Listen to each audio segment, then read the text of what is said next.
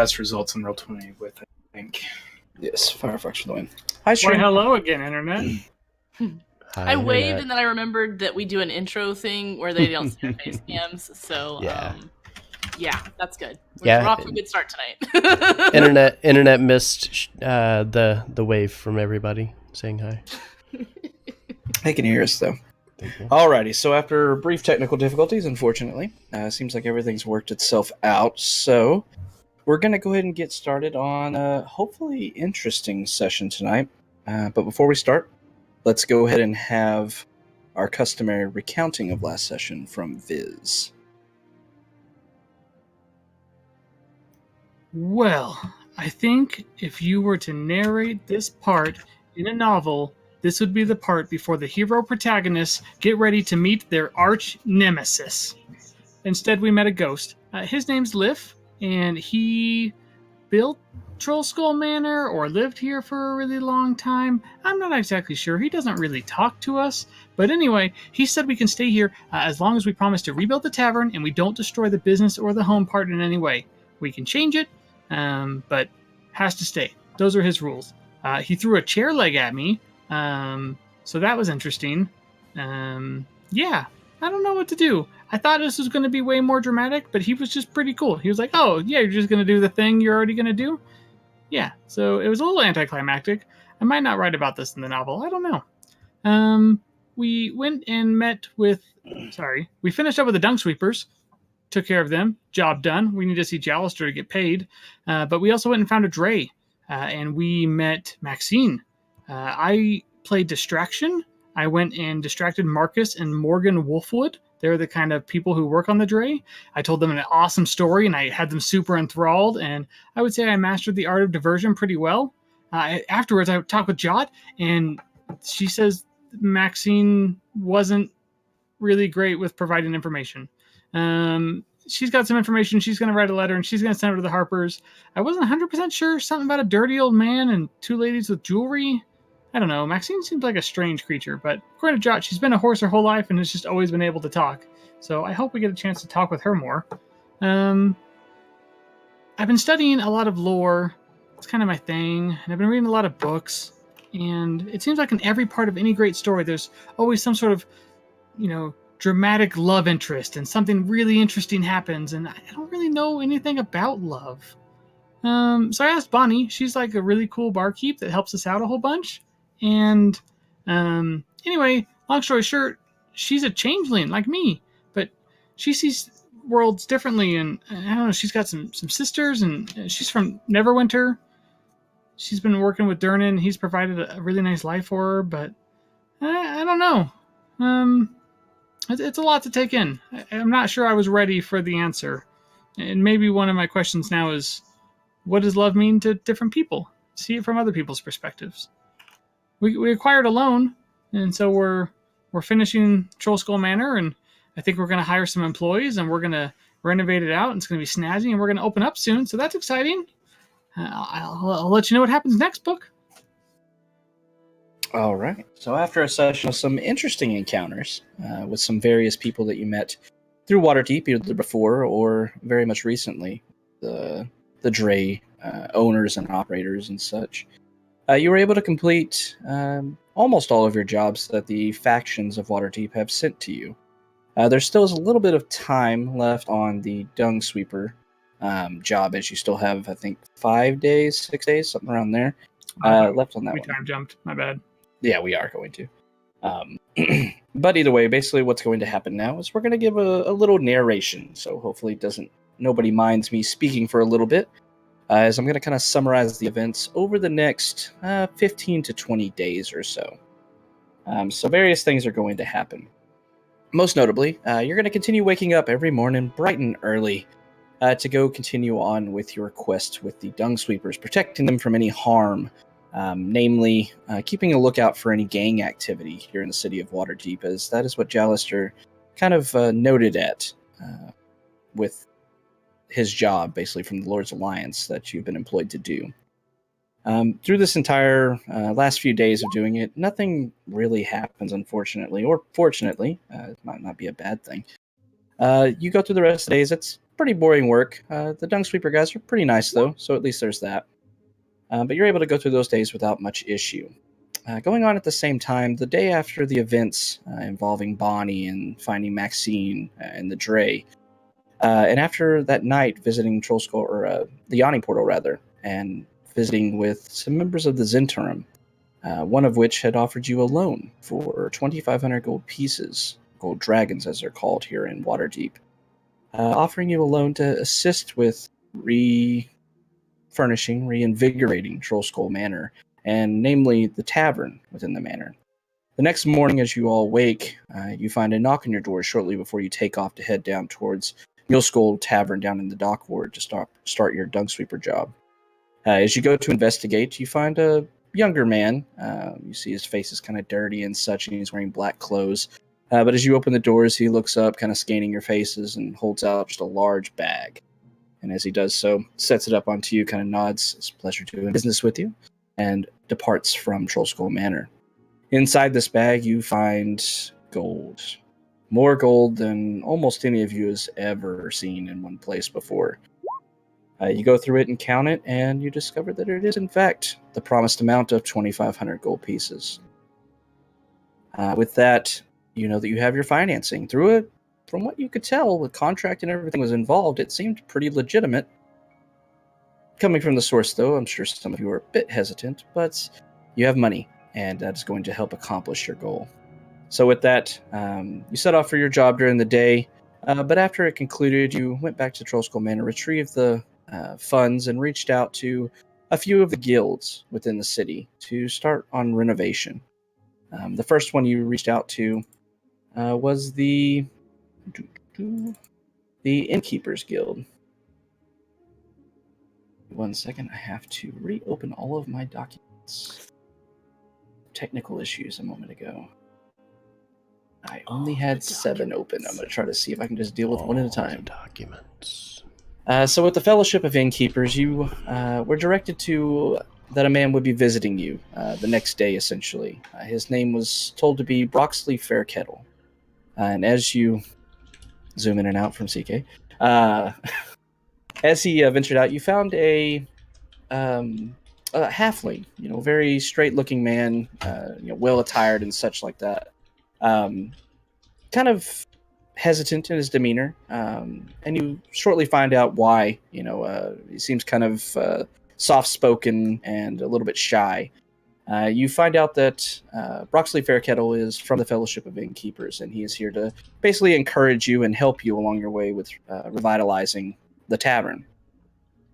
During a discussion with him, you learn that Broxley is a father of 9, has a very bustling and busy family. He goes on about his wife Charla and how she is a saint, staying home with their children, Iravon, Falrich, Lalan, Vindak, Arbel, Namita, Nadel, Maliola, and Faelile.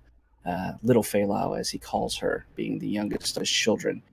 But he strongly encourages you to pay your dues, and for at least one of you to take full membership within the Fellowship of Innkeepers to, as he put it, avoid further harassment from him. It just makes things easier. And, as he said once again, I have a difficult life at times, unfortunately, but your compliance of the guild rules and regulations would just make it a bit easier on me. So I'd really appreciate it if you would become a part of the Fellowship of Innkeepers and pay your dues and such. And, of course, we'll help you out along the way as necessary. And with that, he bid you adieu and set off. Through the next few days, you met a few other representatives of various guilds, one being a bit of an odd man in Hammond Craddock, who belonged to the Vintners, Distillers, and Brewers Guild. Being that you were going to be operating a tavern, he very much wanted to include you on that, and that he would be stopping by occasionally to let everyone know what the new trends and such are with the popular wines and ales and meads and such of Waterdeep. He came off a bit hoity-toity, a bit more refined, and looked down a little bit on all of you because you did not share his tastes. As he put it, I don't expect everyone to have my knowledge regarding the fine wines and spirits of the world, but I am here to assist you if you would just listen. And with that, he gave you some recommendations of where to retrieve some of these alcoholic beverages, how to get a hold of them and what their costs would be. And then he also gave you suggestions of what to serve whenever the tavern was finally reopened. Another man that you met during this process of meeting various guilds and their representatives is kind of an odd encounter. One that not anybody particularly enjoyed, as you met one Justin Rask. He's a bit of a gruff man, and it made sense because he was a part of the Guild of Butchers that centered out of the Field Ward. A very strong accent coming from him. He looked like someone you would expect to be involved in tavern brawls and things of the like. As he greeted you and you talked for a few moments, talking straight business, nothing else, you saw that he had a displeased look upon his face, and as you inquired onto it, he simply responded, "I don't like coming to this ward with all you fancy and proper folk, so I'd very much like to conclude my business and exit out of here." So with that, he said that he would stop by once a month to bring you various chopped meats and such for the tavern's larder so that you could serve it to patrons. You know that since he does belong to the Guild of Butchers, it would be, representative of the guild as such, so no sour meats and such would hopefully be brought. But Justin did, as he left, say, "I'll give you a pass since it's our first time meeting, but I do expect a delivery fee whenever I do bring these meats to your doorstep." And with that, he gruffly bids you all farewell. How much is the fee? You didn't ask. Go me. Next time I expect to be paid. Okay. How much do we pay him? You do know through your various willings and dealings with these guilds is that everything is typically paid for out of your normal expenses per week or per 10 day or per month and such. A delivery fee was not something you were told about and not something you thought was going to be expected, so it was a bit odd for Justin to request that. But once again, the days continue on, you finishing up, finally finishing with a bit of a dull and boring job of protecting the dung sweepers, but you learned a bit about the dock ward, learned the places not to go to, some of the shadier parts of the dock itself, learned a bit about the people around. Everybody kept to themselves for the most part down the dock ward, and those that kept to themselves didn't cause trouble, and typically were not out after dark, as it seemed the dock ward did have a bit of a nefarious atmosphere to it after the sunset, which all of you did get a bit of piece of whenever the assassin who was killing elves graced your presence as well, some days prior. With that, with finishing that job, you go through talking to these various representatives as they go to and from. You talk to the different ones, the stone mortars and such guilds that begin working on the tavern itself.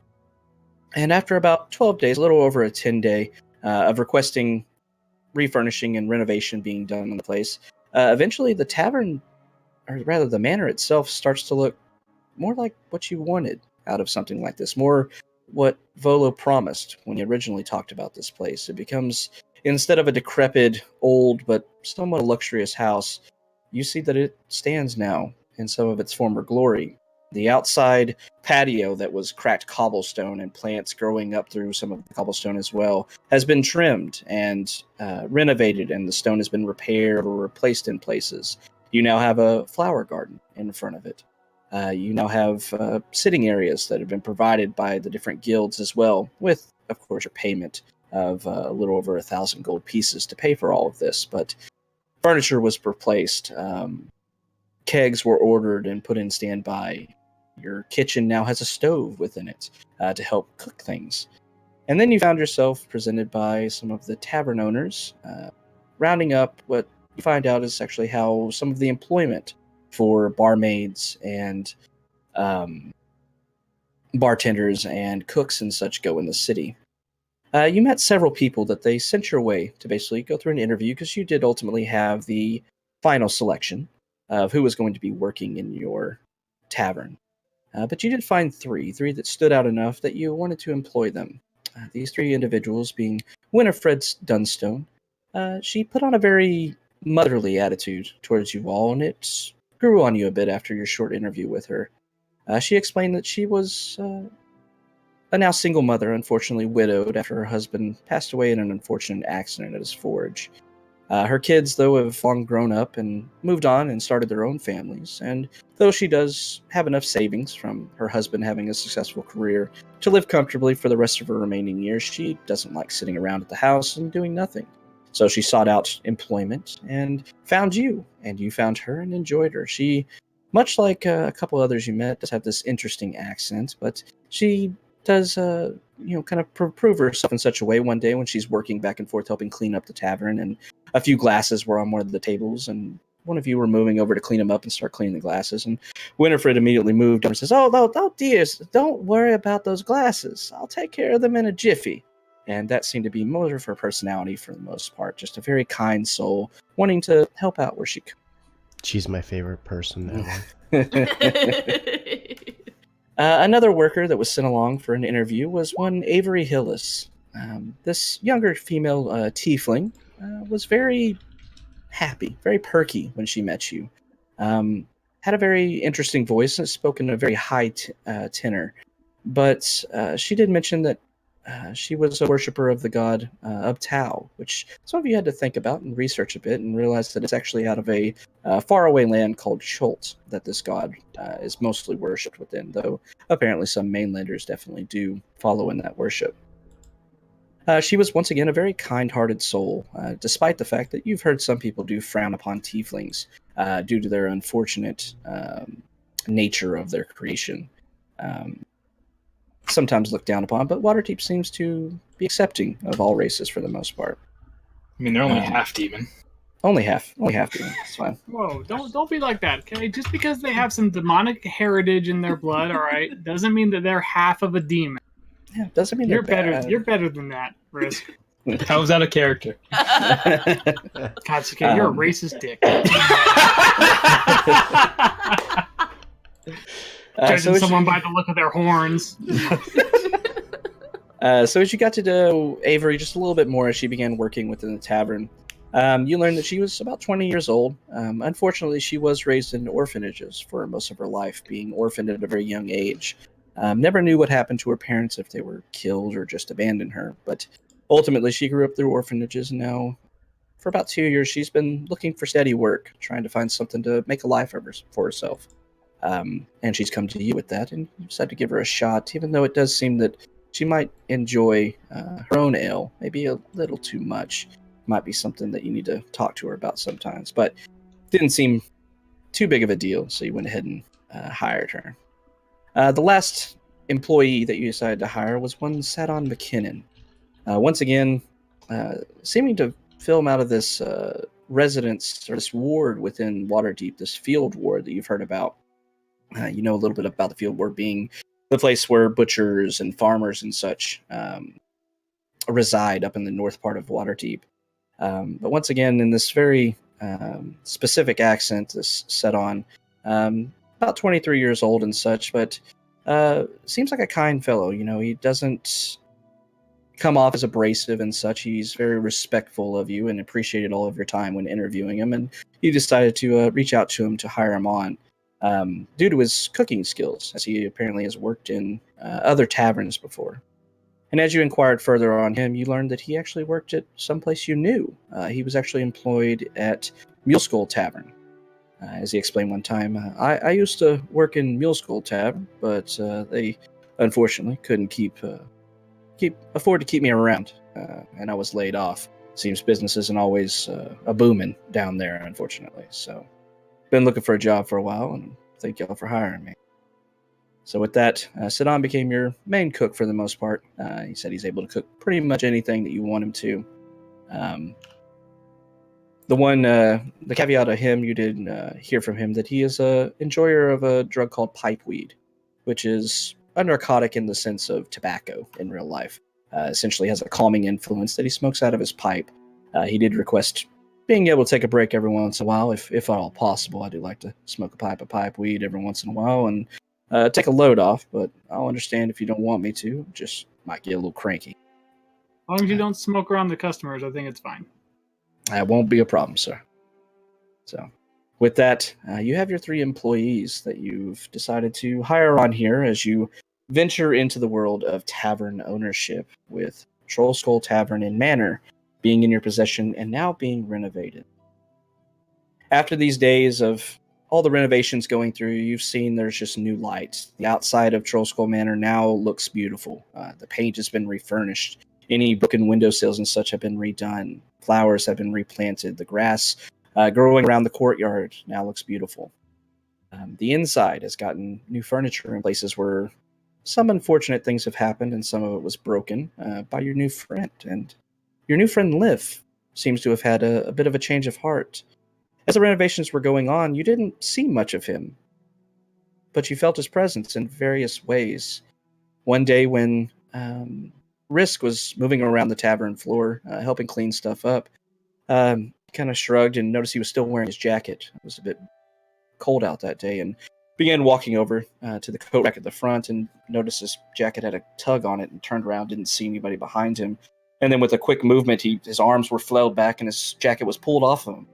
Risk looked around very quickly and saw that his jacket was floating beside him, kind of staring at it as it floated over to the coat rack and was gently set down and left there.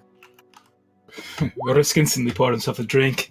It's going to take a little getting used to, no offense, Liv.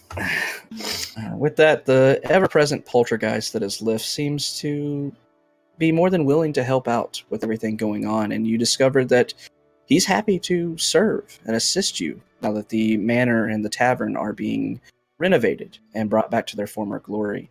You see that he helps sweep up every night after everyone's gone to bed. Every morning you wake up and the floor of the tavern is pristinely clean. When people come in, whether it be yourselves of the party or even guild representatives or your friends of the neighborhood, he offers to take jackets after being talked to by Risk to be a little bit more subtle or nice about declothing people. You see him now reappearing in his ghostly form for everyone to see and kind of offering a handout to take jackets and take empty mugs and such from places. And it seems like you may have an unofficial employee that doesn't eat and doesn't really need to be paid. So that's kind of nice. We're the best employees. So after a little over a 10-day of this renovation going on and your different experiences with the guild members, Liv, and yourselves, you find that it's the day before you're deciding to have your grand opening, or you have the grand opening tomorrow night. It's the night before. During that process, a couple of you have gone out and decided, let's have a soft opening for the tavern and invite some of the neighborhood around, these people that we've met that operate other businesses here within Troll Skull Alley. You remember Tal Sylvanar or Tally Fellbranch, who owns the Bent Nail, Imbrick and Avi, the 2 Genasi that run the Steam and Steel, Fala Lafalier, who owns and operates Corlin's Crown, and Rishal the Page Turner as well, who runs the Bookworm's Treasure. There's also one other that you didn't have the best introduction to, one Vincent Trench, who owns the Tiger's Eye Detective Agency. But being as you wanted to be welcoming to everyone in Troll Skull Alley, you even invited him, and although he was a bit gruff and a bit sour towards you since you did visit him once again with no work for him, he did say that he would think about showing up for your soft open.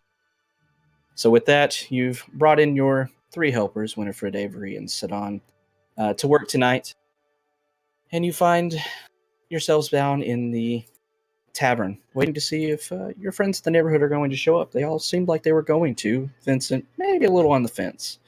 So as night begins to fall, the tavern's business hours beginning to start, you all find yourself sitting in the tavern area of Troll Skull Manor, and the door opens, and you see your friends, all of them, even Vincent, pouring into the tavern amongst you.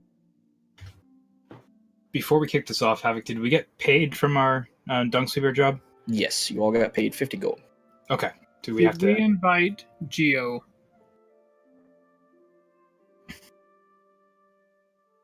I don't know.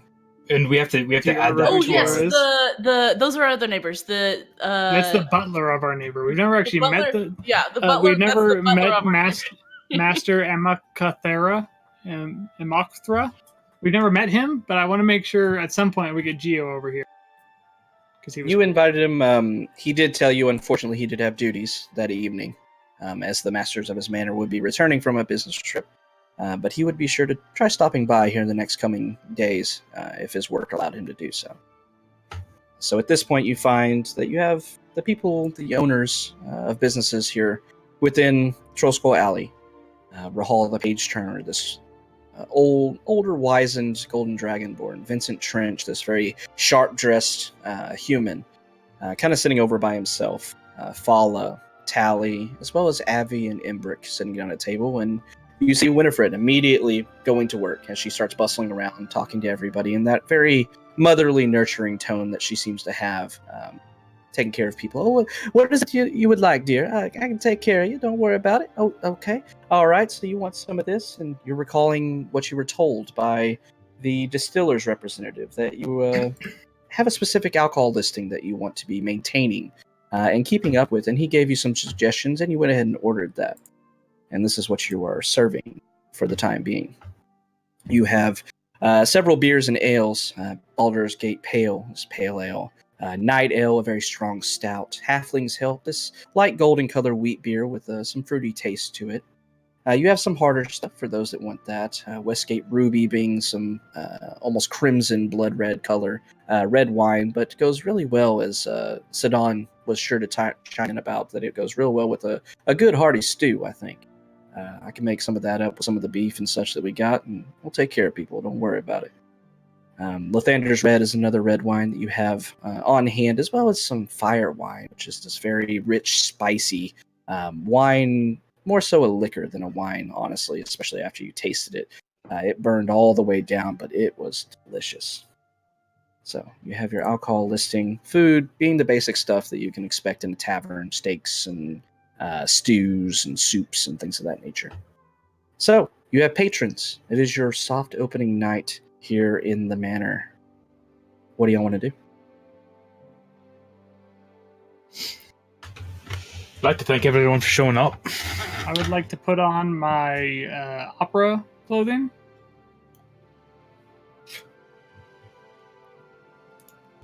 I want to make sure I'm looking just as nice as possible. Okay.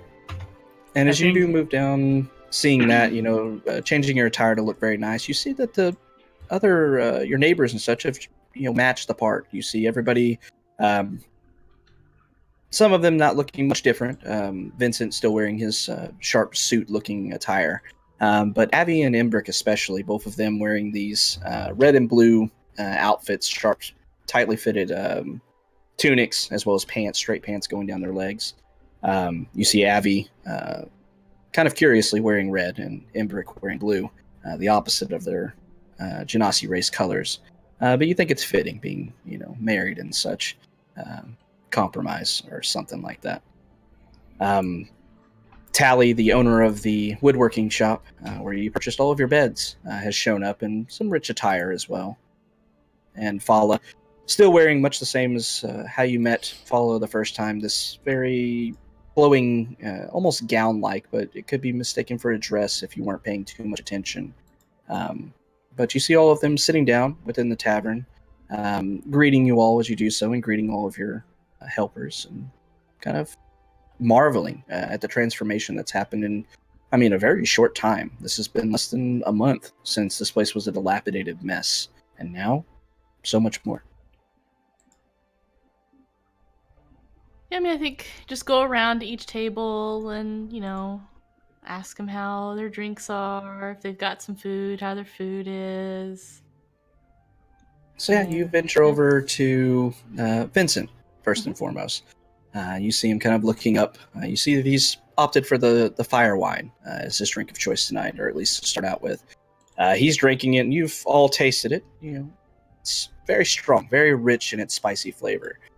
You see him drinking it like it's water for the most part. And as you move around, asking him how the drinks are and such, he looks over and says, well, I guess they're not too bad. I do like what you've done with the place. It is not an eyesore any longer, and I'm glad for that. So I appreciate you doing what you said you would do. Well, That's what we're here for. We'll be doing our full opening tomorrow, but we just wanted to invite everyone in the neighborhood to come and see the place. And if you're happy with what you see, please, if you know anyone that would want to come tomorrow night, please let them know. With that, Vincent kind of briefly nods. His bit gruff nature not really going away from him in this environment compared to when you met him on his storefront. But with that, he nods. Says, "If I have any clients interested in that, I may bring it up. I have a few friends here and there in the city. Maybe I'll let them know about that." Thank you. What was it called? Fuck. The fire wine's my favorite too. He nods. He kind of looks down and it's a bit milder than some of the stuff I've had before, but it's not too bad, I suppose. You gotta start off easy with folks. Kind of ease them into it. So. That he kind of nods, a understanding look in his eye.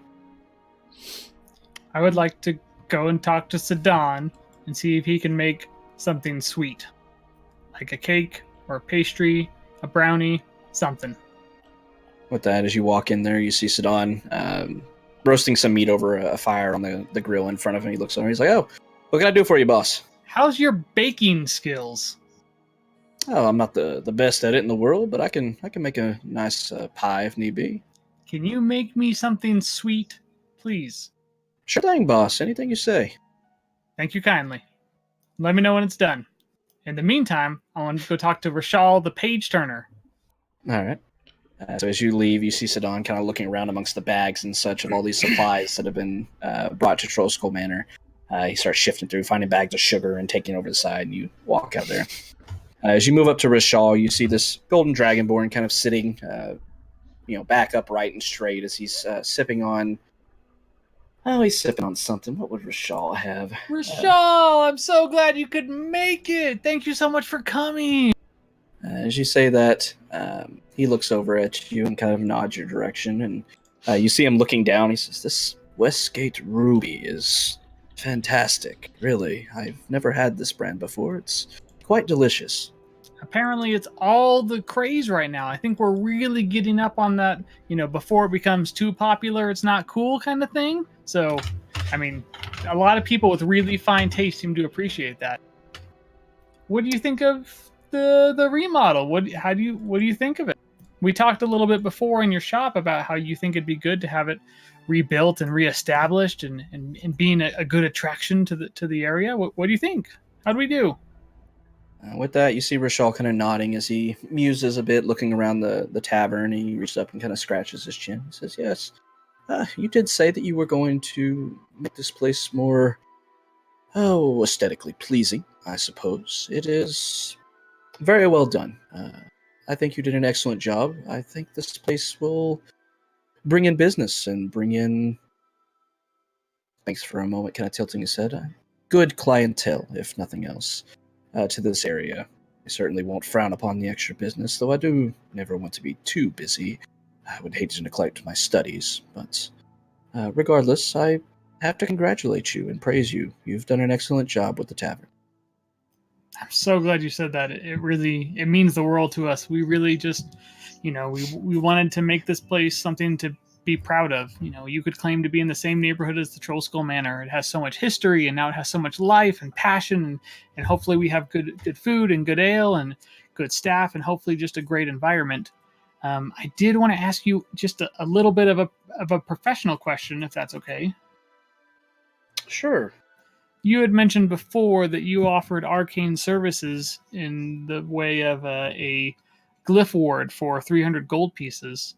And I was wondering if while you were here, if you could maybe evaluate the remodel and determine if you think there would be a place or places that we could place something like that just to really help protect this place we now call home and our business. We've invested a lot of time and money into it, and we'd really just love to have your thoughts on that. We don't really have much in the way of protection other than locks, and I feel like your services would just give us a lot of comfort as well.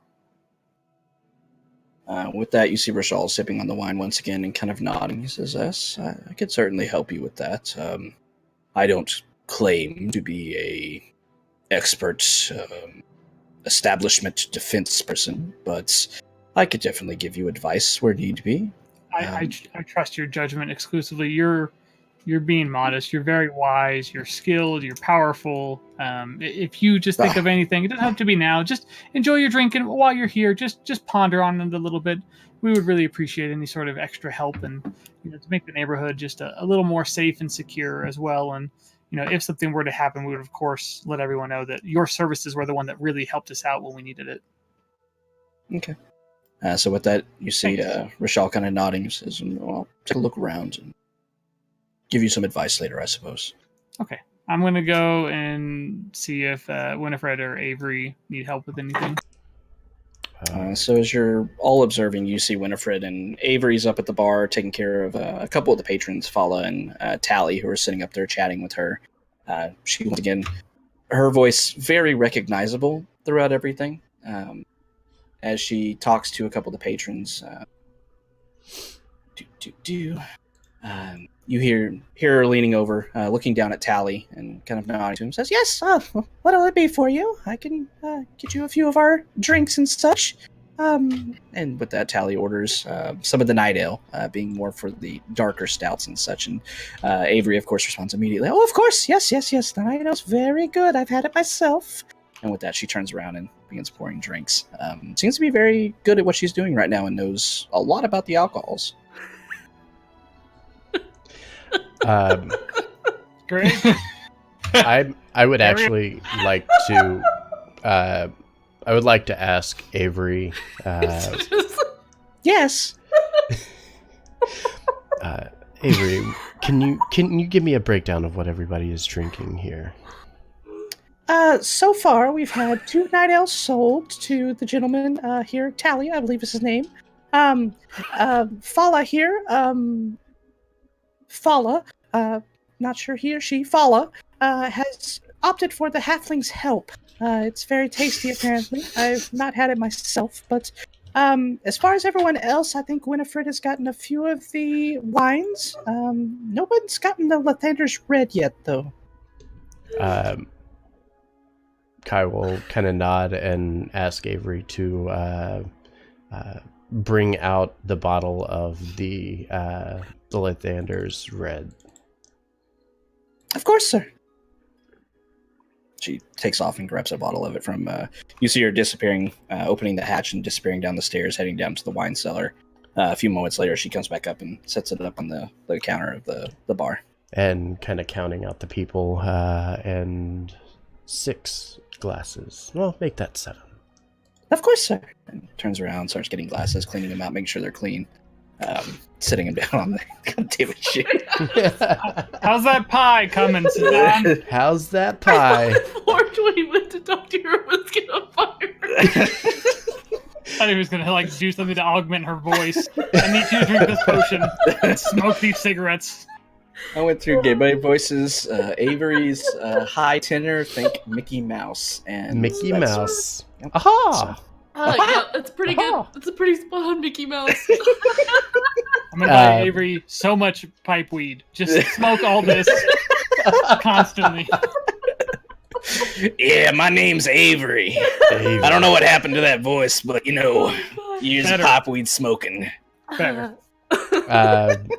Yeah, so I'll kind of reach over, or Kyle will reach over, grab a tray, put the glasses on it, make my way around to everybody, basically pouring out a glass and placing it in front of them, kind of preparing everybody for a toast and celebration of the official opening of Trollskull Manor.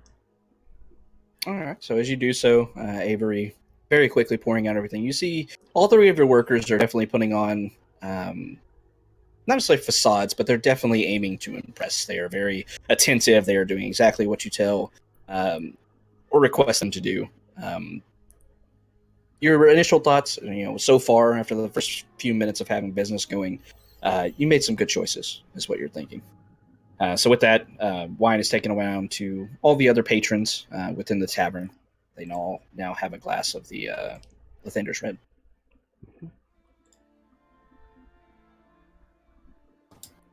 Anybody else doing anything? Is that a whole bottle?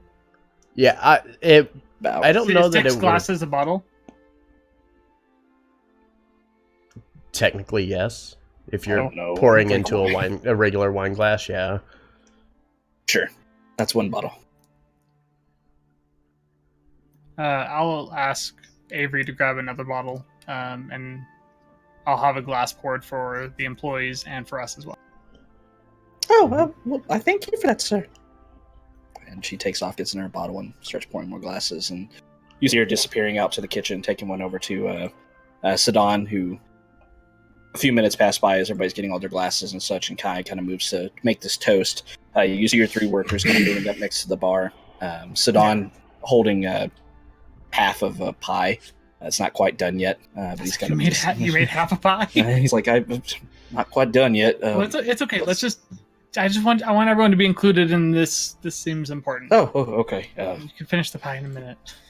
With that, you see the employees kind of raising their glasses. The rest of the patrons do so as well as they look around up towards Kai.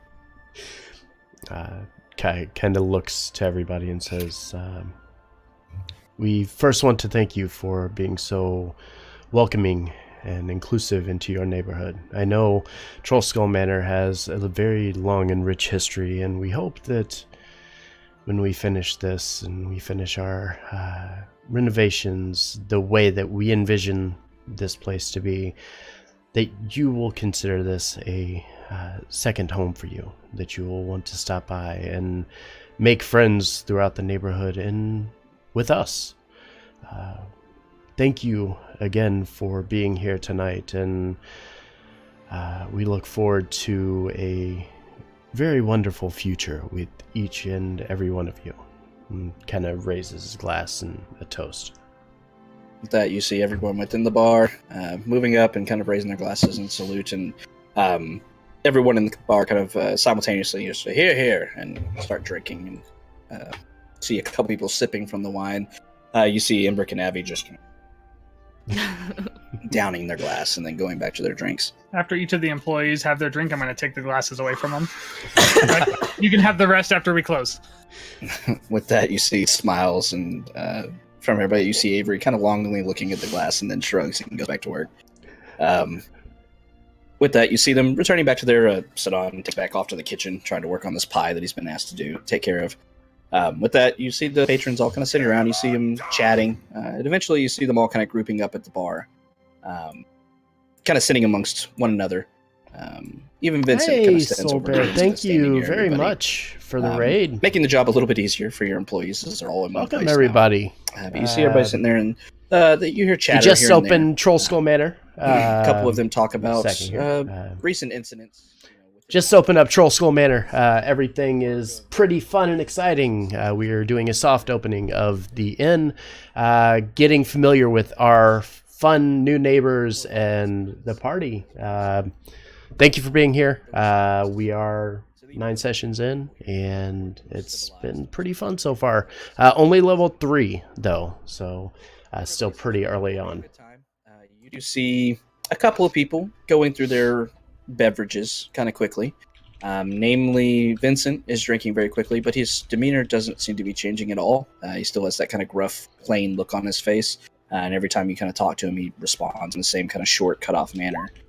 You see Embrick is drinking his fill. You see at one point he's kind of leaning over on Avi. Something was very odd compared to your first interaction, where he was kind of cold in his demeanor, but now seems almost a 180 from that, as he's kind of hugging up on Avi and such. Leaning over, says, I love you. And Abby's like, all right, dear, please. But all in all, it seems like everybody's having a good time here on the soft opening. Talking to Embrick and Evie, I want to be like, so I guess, you guys get a rare night of not working, you get a date night. Probably doesn't happen too often, right?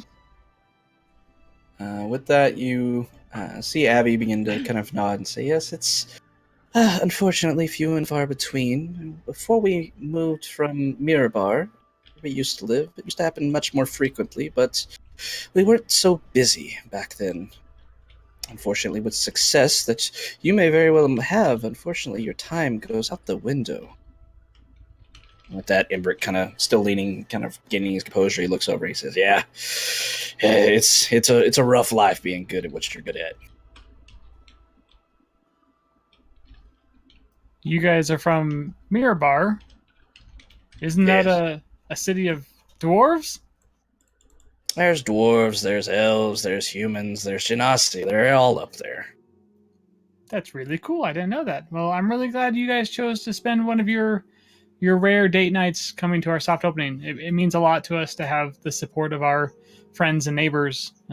This is something we really want to be a community-driven thing. We want this to be something you can be proud of and something that everyone here can enjoy together and make our mark on Waterdeep as not just Troll Skull Keep, but the area of Troll Skull Manor, and the neighboring businesses and all of these things. We hope to work together and have to just build a really strong community here, I guess. With that, everybody at the bar kind of hearing you as you're talking to these two, once again kind of raising, here. Everybody seeming to agree for the most part with what you're saying. Abby and Ember kind of look at each other and nodding towards you and say, it's Abby kind of responding once again. It's something we haven't really had. I mean, we've all known each other for quite a time, but there's never been an establishment such as this for us to, get to know each other better, I suppose. As you know, inns and taverns and such in the Northward are far and few between. This is mostly residential and a few businesses and such as our own. But you do have a bit of a monopoly here with this tavern opening up. I think you may be fairly successful. That's what Do we're we hoping. know where the closest tavern is to us? There's like one other tavern in the Northward. We should invite them tomorrow, or at least get to know them. Like, I feel like that'd be good to have like a relationship with the other tavern. Agreed.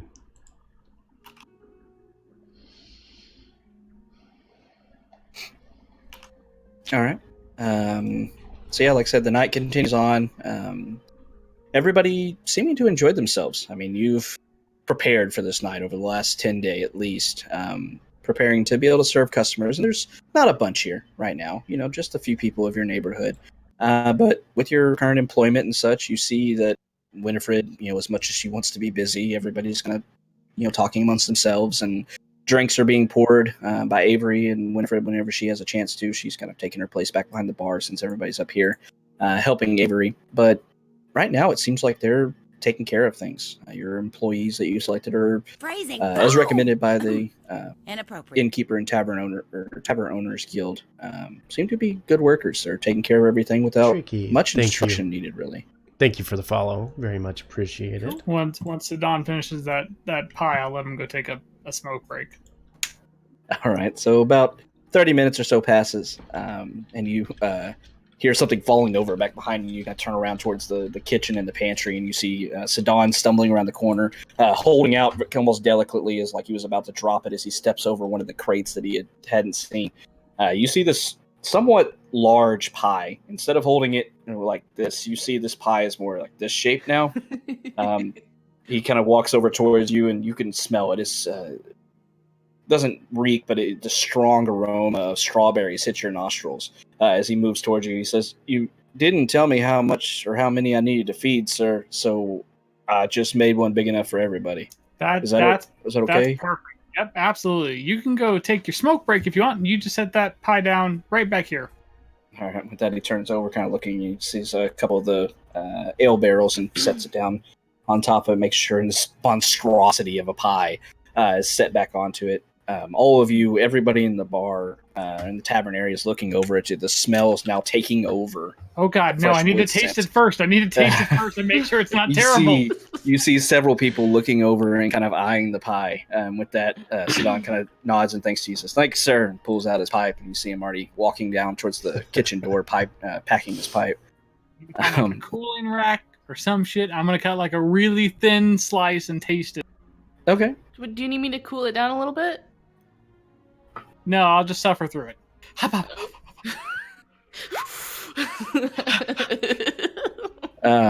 So yeah, as you cut off a slice of this pie and everything, you see, okay, it's not that big. When he said feed everyone, he meant everyone in the Northward. Also, yes. So as you, once again, kind of handling this monstrosity of pie, you kind of set it over to the side and pull out one of your cutlery and start cutting it open, cutting out a piece of it.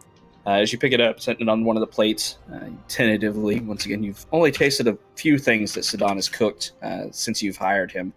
Mostly just meats and such, the normal tavern food stuff that he would be providing. You hadn't tasted any of his sweets. You take a bite, and it's a little sweet. And by a little sweet, I mean it's... You know when you eat, like, ice cream, and you have, like, a soda, and suddenly the soda doesn't taste sweet anymore? Uh-huh. That's how sweet this pie is. Oh, it's perfect. super sweet. It's Pie. sweet, but it's really tasty. The strawberries just melt in your mouth. You see that there's still pieces and such giving the actual full flavor of the strawberries. It's delicious. Just really sweet. Okay, hold on. I'm gonna get some limes out and bring it over to people and just put limes on the table and just tell them, you'll love it if you eat this, and then just take a little bite of lime or lemon, cleanse your palate. You'll love it, I promise. And then walk back to my chair. Yeah, I'm trying to think of what's a good way to counter sweetness. Like we could do salt, acidity, or something a little You savory. serve them bitter wine with it. Mm-hmm. Did we like coat the top of this pie with pixie stick dust? Is that why it's so sweet?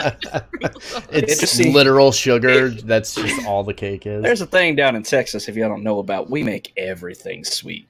Everything. Our tea is sweet. Our pies, our cakes, they're sweet. And This everything's deep fried. That's how Havoc's so sweet. I don't like sweets. gonna cut up Explains a lot, some actually. sweet pie. I'm gonna. Aha. Biz is gonna bring that and be like, okay, guys, now this isn't gonna be a regular thing, but I just thought in celebration, if we could all have some of our cook, he made this, Sidon. This is his sweet strawberry pie, and I'm gonna give everyone a slice in celebration, and then I'm gonna give everyone a second slice to take home. All right. Yeah, there's more than enough. You still have like a normal sized pie left over after 2 slices have been That's given for the out. employees after we close.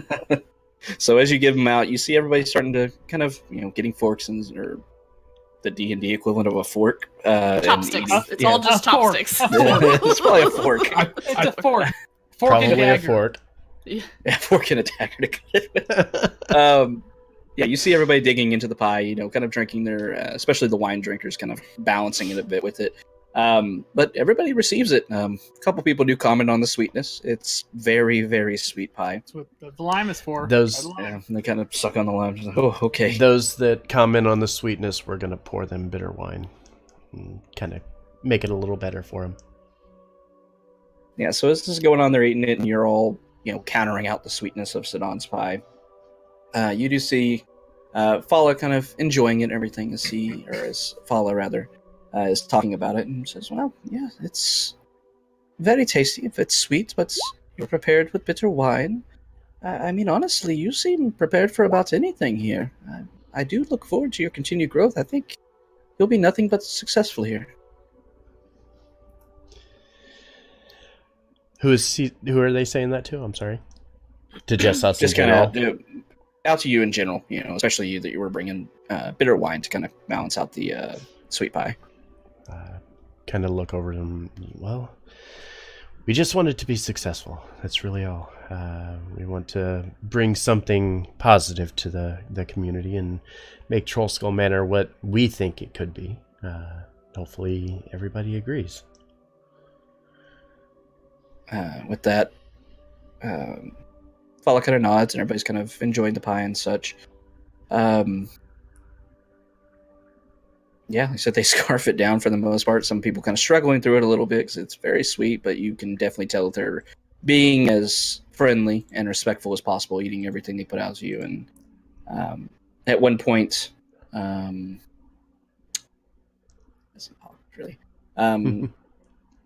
Tal Sylvaner, or Tally, the bent nail owner, chimes in, kind of looking towards you. He says, well, I do enjoy the hospitality. I do enjoy you inviting us out tonight. It's been very lovely, really. Compared to what this place was before, this has come so far. And I think it'll be very successful, honestly. coming from one business owner to another, of course. I do enjoy this place being here in the community now, and I think it'll set things off in a very good direction. We, all of us owners here, have talked amongst ourselves, and business has always been ongoing. It's never been bustling to the point where we couldn't handle and such, but this may bring even more. I dare say I may have to hire some more workers to work at my shop if you start bringing more folk up here to the North Ward to patrol Skull Alley. But I do have to respectfully ask, how are your prices? What do we owe you for tonight? Tonight is on the house, friends. Tonight was our token of appreciation for being neighbors, being friends. You don't owe us a single copper for tonight, and my monitor just turned off. That's better. Oops. Suddenly I've gone blind. Suddenly Yeah. I'm blind.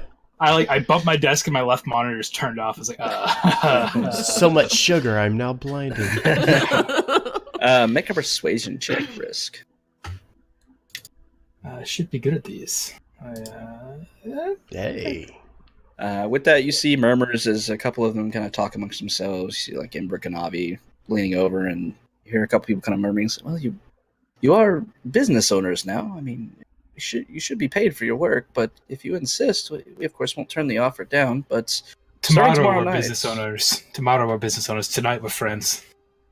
With that, they all start nodding amongst themselves. You even see Vincent, after like his sixth cup of this fire wine, a bit of a smirk on his face as he's kind of nodding in your direction. Says, well, we do appreciate it, I suppose, if nothing else. It's nice to have a place to gather and have some decent wine, I guess. Of course, I will say that if you did, by any means, want to repay, we don't want your money tonight, but if you wouldn't mind just spreading the word to any clients or customers you may have tomorrow. Tomorrow is our for real opening, and we'd like to see how far we can spread the word and how big our opening can really be. With that, you see, once again, kind of murmurings amongst each other, and you see several people nodding towards you, everybody kind of nodding towards you, as they all start to murmur back and forth. The general consensus that, yeah, we're here, we're going to tell some people about this. There's going to be more people here tomorrow night, I think. I hope there's more than 6 people here tomorrow night. We got a lot of fucking money to pay back. We Just have made a crickets mistake. tomorrow night. It's fine. We've got 80 days to come up with fucking 2,700 gold. It's We fine. didn't spend all of it yet. That's true. We still have, what, 1,400? No, sorry, 1,200 left? Mm-hmm. Something like So, that. Does anybody else have anything they would like to do tonight, or just enjoy the rest of the festivities and wish everybody a good night? Okay. All right, so... Make sure afterwards all the employees know, like, what a good job we did. Like, thank you guys so much. You know, talk about, like, here's where we did well. Here's where we can improve on. You know, wait times were a little high. You didn't greet those customers when they came in. Maybe you could have upsold a little bit. No, just... Biz suddenly turns into this, like... And Applebee's fucking, you know, like, fucking, like, the district manager for Applebee's. Mhm. Yeah. He transforms into khaki pants and a polo. That's Yeah. All You right, guys so just met Steven in real life. This episode brought to you by Applebee's. I wish. Nice. All right, so as the night continues on, like I said, you find yourself enjoying the evening. A few of you partaking of your own stock, as it were, having a few drinks with your friends. You know, all of these people who can now be counted as friends.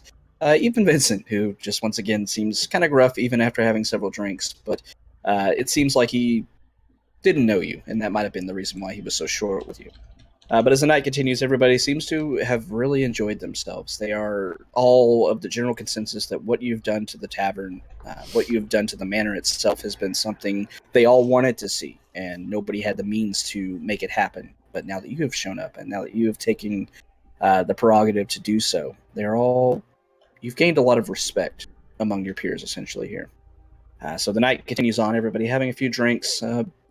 Imbrick got kind of drunk, had to be walked out by his husband, unfortunately, but he seemed to have a good time too, maybe just a little bit too much fun. But everybody else kept on for the entire night. That they would be talking about it. If this is the service that everyone would get if they come here, then they have no qualms with spreading the word for your grand opening night. And all of you get the feeling that these business owners are pretty well respected and that they may know some people. How did Liv feel about the night? Liv wasn't present for most of the night. You saw him after everybody left, cleaning up and such. He materialized once again. You kind of had a talk with him that you would like to see him when he's doing things instead of that. At one point, you've kind of stationed off over to the side, back behind the bar, a notebook for him. Just a clean, fresh page notebook for him, with a pen or a quill next to it for him to write on. As the evening was progressing and all of you started going around talking to the employees, all of them helping clean up and such, Sidon taking care of the kitchen, cleaning up all the wares there, Winifred and Avery taking care of the tavern area, doing once again their due diligence, taking care of everything, earning that pay that you're going to be paying them. You do see that they are somewhat startled to see a poltergeist, a ghost, a specter appear before them, but you will quickly calm them down, saying, "It's just Liv, it's fine. He's mostly harmless. Unless you piss him off." Sweeping up the floor. He grabs just a broom and starts sweeping up. And at one point, he moves over to the notebook and writes a few things down, setting it up on the bar for one of y'all to take care of as he goes back to helping clean and such. You read over his note, and basically he offers to help out as best he can. He's just not too sure how people are going to react to him. And that is why he was greatest bouncer. Kind of writes on there, I don't like violence, but if I have to. Fair enough, friend. Will you meet Volo? Please. Yes. Thanks. As agreed, you fix up the tavern. I agreed to it before. I will meet the weird man named Volo. Thank you. All right. Yes, So he tries to take the place back. Oops. Deed is done. Yeah. You signed the paperwork. All right. So as the night progresses and ends, you find the tavern went well. Your first soft opening night went spectacularly well, honestly. Everyone was taken care of. Nobody left unhappy. Everyone was taken care of as far as their food and wine was concerned, as well as the ales and liquor and such. So you all feel that you had a good trial run, but the real experience is definitely going to be tomorrow. So you head off to your respective rooms and turn in for the night. And then you wake up the next morning, having the benefits of a long rest. No longer having to wake up at the ass crack of dawn. Thank goodness. Because the Risk still does. Risk has kind of gotten into the habit. So yeah. Not having to, but some of you seeking to do so anyway. As you wake up, this is the day of grand opening. This is what's going to be the true test here, whether or not you're going to succeed in this business or fail. So before we venture on, is there anything anybody wants to do during the day? We need to sit down and make a price list on this stuff that we have. We need to know what foods we're offering. From the guild. I'm sure they have like a recommended price. Yeah, if we could do that, that would be. Yeah, you've got all the recommended prices and everything already. Good. Yeah, we're not going to worry too deep into that kind of stuff. I personally like to. We invited our friends from the immediate area last night, but I'd personally like to go a little further out into the city today and invite the friends we've made from all across town. Hlam. Nut cheese lady. Scarface. The Dongsilitas. Heldar. Heldar will pay us. He'll get so drunk and we will make so much off of him because he drinks like a sailor. Volo, Raynar, Floon. I feel like we should invite our financier, Istrid. Nope.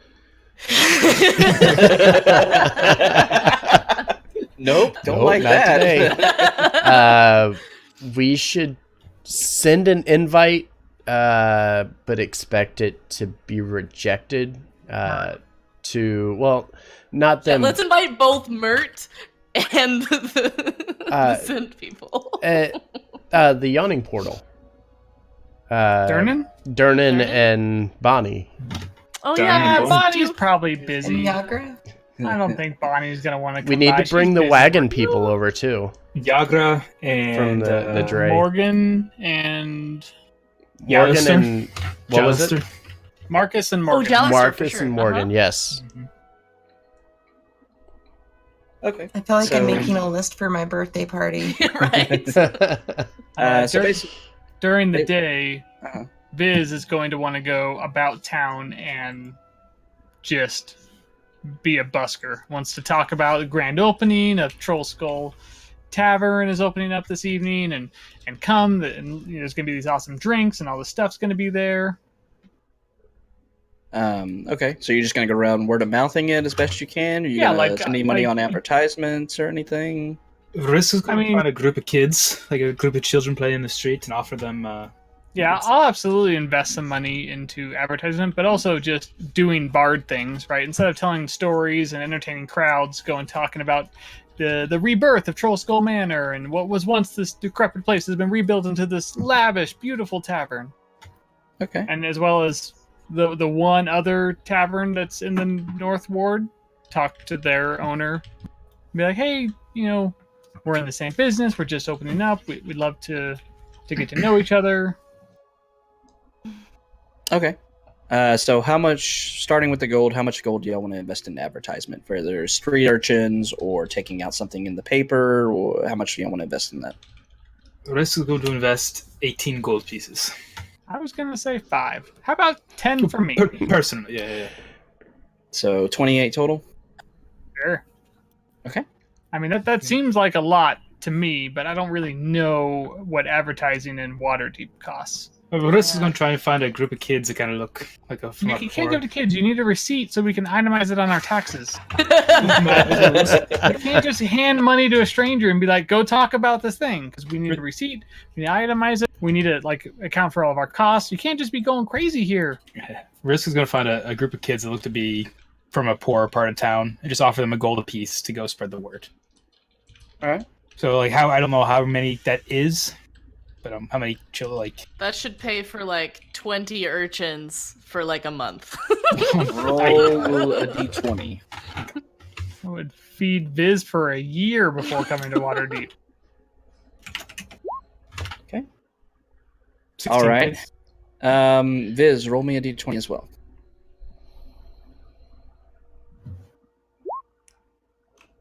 Okay. All right. So as you set out, Risk with his idea of trying to figure out some street urchins and such to try to help advertise, Risk and 16 Viz kids. with more of his straightforward approach of maybe finding an ad in the Waterdeep Gazette. Gazette. Gazette. Gazette. Yep. Waterdeep Times. You discover that it costs 10 gold pieces to take an ad out in the Waterdeep Gazette. Risk, as you're moving down, you kind of take off down to the south. You've seen quite a few urchins and such moving around the dockward. So you head down there. You're able to find a small tribe of them that have kind of grouped together. And as you kind of pick up one and say, hey, I got an offer for you. And as you explain yourself, you see more of them coming up. And then more. And then word of mouth spreads out and even more show up. You have 16 little urchins willing to work for 1 gold piece for a 10-day. To help advertise this and go around and start talking about it and letting people know. And you see them kind of thinking about it and says, well, for another, 16 gold pieces for that, they say another 2 gold pieces, we can make pamphlets and hand those out and such for you. Go on. So they say for 18 gold pieces, they'll take care of this for a 10-day. Go on. Risk Are you literally gonna bought want a us to- tribe. Are you gonna want us to look at those pamphlets before you approve them? Nah. I mean, Oh god. all right. Nope. Just crayon. Troll. Yeah, And it's like I mean, With okay. with backwards letters. This is coming out of Risk's pockets, not the business's pocket. He's paying for this on his own. Just for clarification. All right. So 10 out of Viz, 18 out of Risk. Okay. Anybody else doing any advertising? You just going around trying to find your friends and invite them over for the night? I definitely go invite Bonnie. Okay. Risk invites Yagra. Okay. Talia, Kai? I'm dancing on a street corner. Okay. You got like one of those like twirly arrows. He's got the sign. Yeah, he's got the spinning sign. I invite my puppy. I have no friends. The only thing I would like to do, and I'll PM you this, Havoc, but it's to do with Rashal, the page turner. Like to have a conversation with them kind of in private. Oh, he didn't answer me before he left that night. He didn't. Oh yeah, he might have slipped his mind after some drinks. He got Risk, drunk and forgot. Risk wants to find the person who was hitting on Jot, the carriage driver. Morgan And Marcus. and Marcus. Wait, I don't remember which one did it. It was Marcus. It was Marcus. Going to invite them both anyways. Okay. And yeah, I also want to find that other tavern, and then not so much dancing on the street, but trying to enthrall crowds and let people know about the grand reopening, and probably change my appearance occasionally and pretend to be someone like, did you hear about Trollskull Manor reopening? Oh my goodness, its tavern is going to be so wonderful. Oh my. And just like random things like that. Havoc, is there a temple to Bahamut in Waterdeep? There is. At some point in the day, Risk would like to head over to Dragons? it. Yes, Risk would like to head over to it and say prayers. I don't quite know how worshiping Bahamut How works. religion works? No, I don't. How does God work? I'm not No, quite like, sure how to they're do different. this. Their different deities work differently. Like they're not all worship-y, you know. Yeah, typical paying homage and praying and stuff like that is basically the expected worship worship facade that Bahamut fits into. Okay, so yeah, Risk will go. Because he hasn't attended recently, and I'd like to go and just do his thing there. I guess I'll take care of sending, and probably we would have like done this a day or two before, just so that we like could have time to get these messages out. But sending a message to Volo and Floon and Raynar and like all the people we listed. Basically, I'll handle like getting messages to them and asking them to come to our grand opening. Okay. I would like to. I would like to. Of one of the things I would like to talk to the bookmaker about. See if I can't get just made out of small pieces of parchment or something very fancy that basically says thank you for visiting Trollskull Manor. Something that would be handed out to any of the patrons that come in, just as a kind of like almost like a thank you card for coming in. Okay. For the opening day. Okay. Should we do something like the first 100 people through the door get a T-shirt? That sounds expensive. That does sound Not very low price. expensive. Right, but something along those lines, something for the first. Yes, I mean Ooh. my initial thought is basically I want to have enough like to cover probably the first 100 or 2 people that came in, like just a card basically that was just a very fancy thank you card. What about making having like copper coins printed with the Trollskull Manor's logo? See if Maybe down the road. Yeah. Yeah. They get a free glass of water. It would take a while to get minted Yes. custom minted coins. Yeah. All right, so with your custom fancy parchment idea, Rashal agrees to be a good idea, and he could scribe something out and reach out to the Scribers Guild to expedite it to get it done today. He says it'll cost probably about 5 gold pieces to do so, with all the workers that would be involved and such. So if you want to invest in that. Yep. Okay. All right. And then Jod is reaching out to people, sending out letters the day beforehand, the day of, and then venturing out probably to like the Yawning Portal and such, trying to find some people. Okay.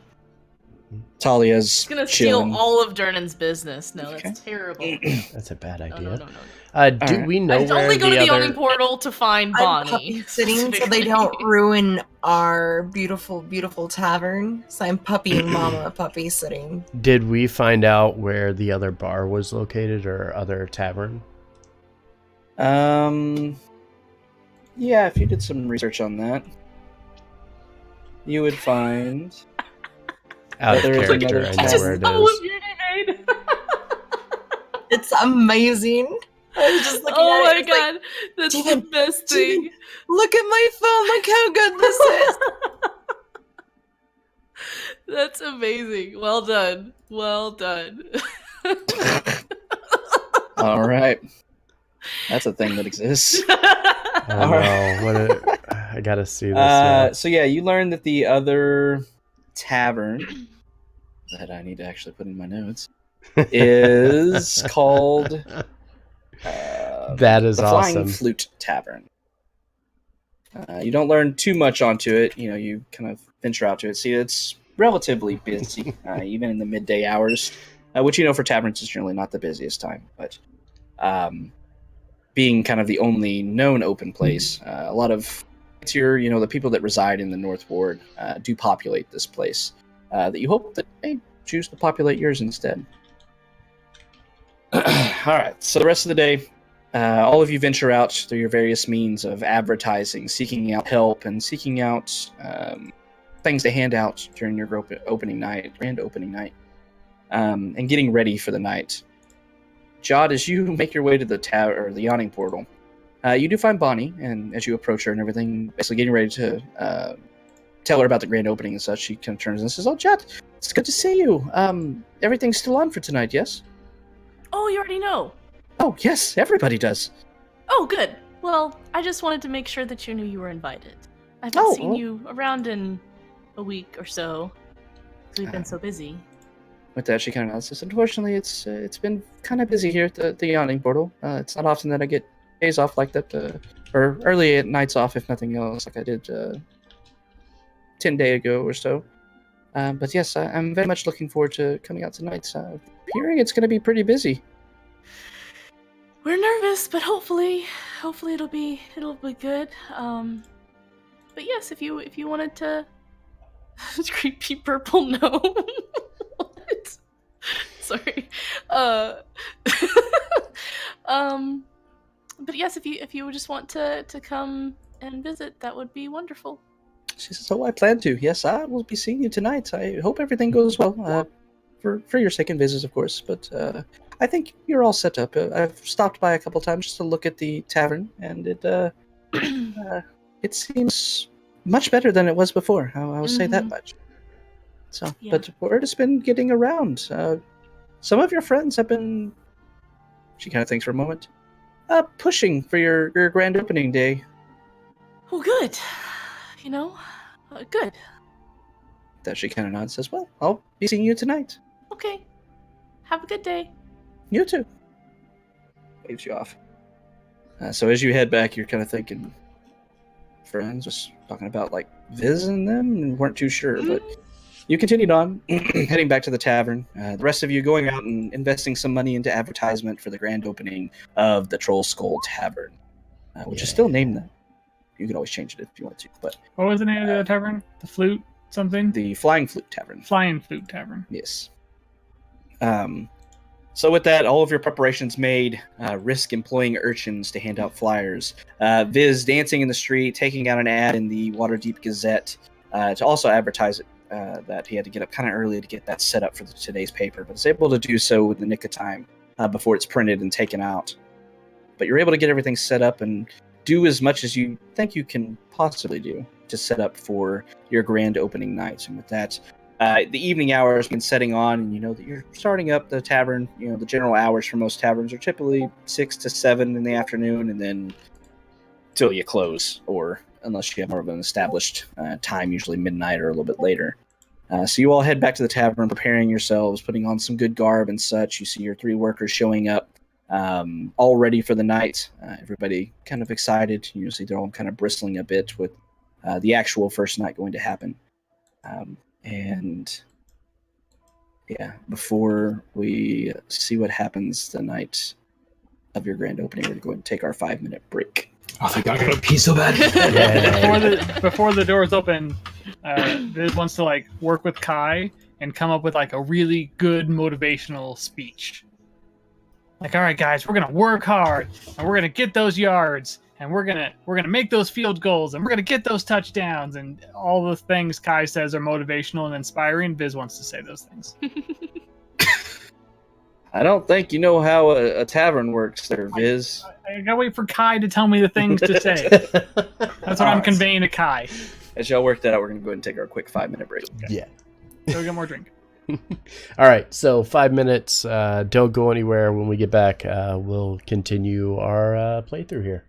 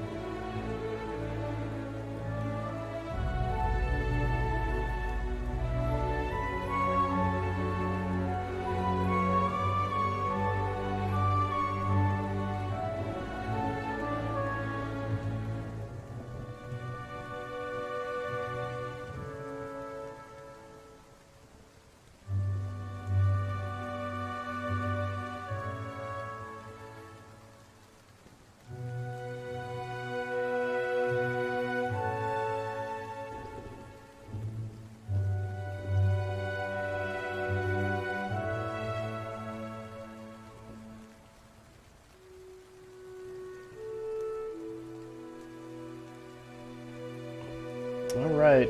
So we are coming back. Thank you for tuning in. Happy to have you here, as got my always. fan on me. It's really hot in my room right now. Whenever you are ready, Havoc, it is all yours. Cool beans. All right. So as everybody's heading back, a few of you arriving to the tavern pretty early, getting everything ready, making sure the workers are straightened out and ready for tonight. You make sure all the supplies are good. Last night didn't even make a dent. You know that deliveries are pretty much going to be over the course of 10 days, so you have enough supplies for 10 days in the tavern currently. And even with everybody drinking and such, you haven't made a dent in your supplies of wine and ale and food and such. A couple of you take a little bit longer to get back.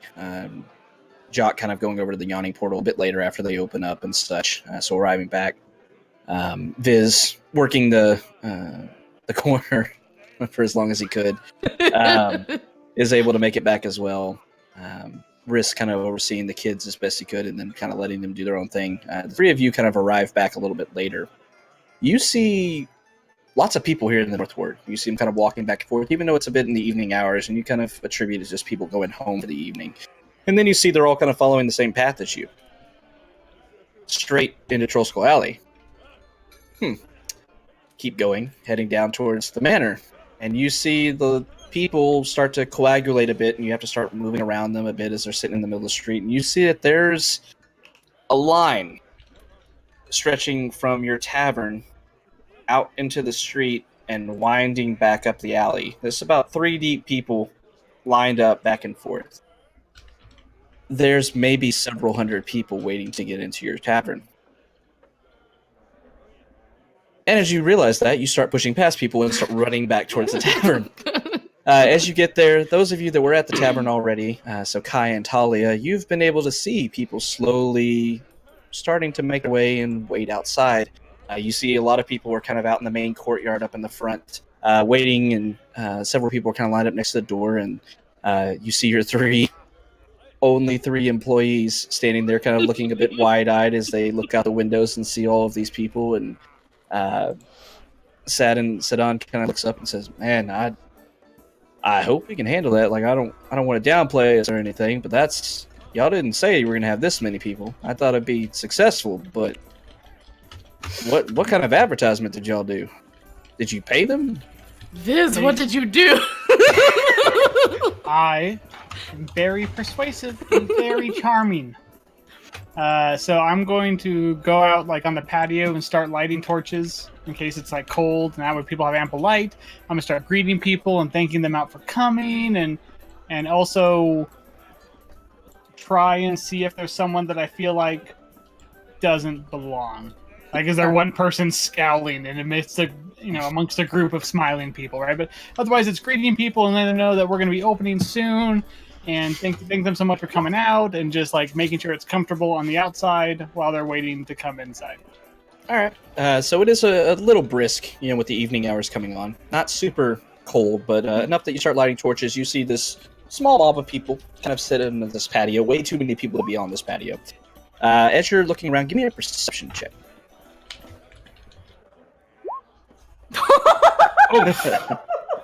So as you're walking around, you're kind of glancing at the crowd, and you're wide-eyed, like, oh, that's so many people, kind of looking around, lighting into the torch. You feel a hand resting on your shoulder, and kind of turning around. You're like, ah!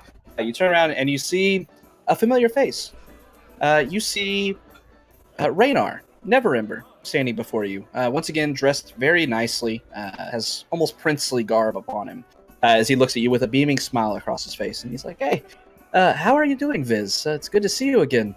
You see him kind of smiling as he looks over the crowd and says, I may have took the liberty of inviting a few friends tonight for your grand opening. I hope that wasn't overstepping. Oh, no, thanks so much. We love it. We're super excited. This is going to be a great night. I feel like the only real downside we're going to have tonight is just the number of seats we have. So I feel like it's going to be standing room only. But, I think hopefully we'll be able to get through everyone and make sure everyone's pleased. But I feel like we're going to be working hard tonight.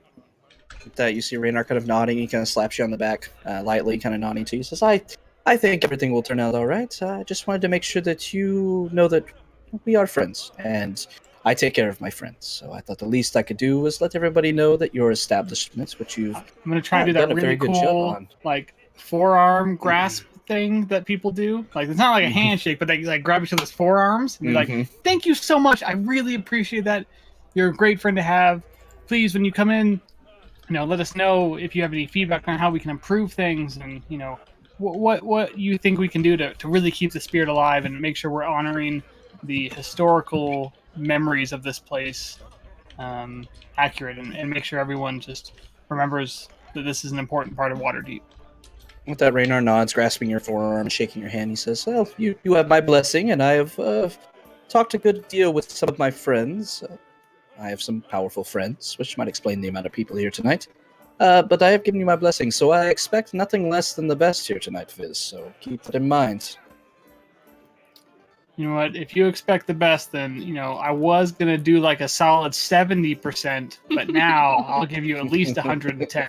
With that, he Crack a laughs and smile kinda to see. nods. Good. You get a joke. All right, thank God. I say he I'm laughs. glad you and- have a sense of humor. Yeah, he turns around and kind of looks over the people. He says, "You might want to open here pretty soon. There might be some complications with that many people out here." And with that, Yeah, he I'm turns gonna- away from you. Try and get this mass organized and make sure we have a smooth entrance, and as we check IDs or whatever we do. All right. So with that, you run back inside, seeing what's going on, everything, letting everybody know, hey, stuff's happening. Guys, Raynar- everything's fine. We're gonna be great at this. Everything's gonna be fine. Nothing to see Can your here. unseen servant help us out? Yeah. I'm gonna have Henry around. He's going to help clear off tables. All right. I'm gonna put Henry in a little jacket though, so people don't bump Floating into him. jacket. Can Seamus run people their bills, their tickets when they're ready to pay? He's like dropping receipts off. It's owl Yeah. mail. I started to say, I Harry thought you were Potter. about to ask if he could bring drinks, and no. But Oh no, drinks! receipts, I'm like, yeah. that's way bigger Yeah, than I he's- was thinking. he's so Paper, tiny. what can he do?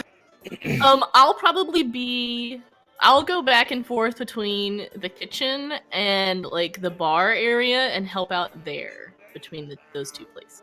Okay. This is I'm going kind to of a plain help. bouncer.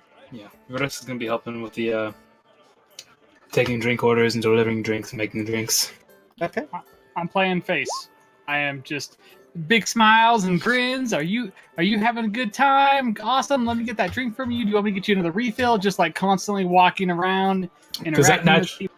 that natural one me Was drink. that an excited thing? Was Yeah, that I an drink. excited? That means we made negative money. The No. first person who finds rat droppings in their beer, and everyone leaves. All right. So here's what's going to happen. All right. So, Jot, you were helping behind the bar in the Mhm. kitchen. Roll me I tell Sadon that, or is it Sadon? Sadon? Sidon. Sadon. Sidon. That I'm not like an expert cook, but I'm very precise and good at following directions. So I'll help you out, little lady. Don't worry about it. I appreciate you I'm stepping just in and afraid I'm help gonna out. get trampled out there because everyone's way taller than me. Okay. And you see him kind of peeking around the corner. He's like, "Yeah, there's a lot of people out there. We'll take care of it, though." I Did hope. Sidon get a smoke break before we opened? He's left after you walked in. It was like, all right. So you're helping out back in there. Give me a general wisdom check, Yeah, how did my motivational speech go? performance check. Were they motivated? I don't know, Kai. What are you doing? I'm also going to help with drinks, kind of greeting everybody, things of that nature. Hmm. All right. I really like Jasper's Doing help. more like the bar manager role of making sure Talking to people everybody's and stuff like happy, that kind of Okay. stuff. Yeah.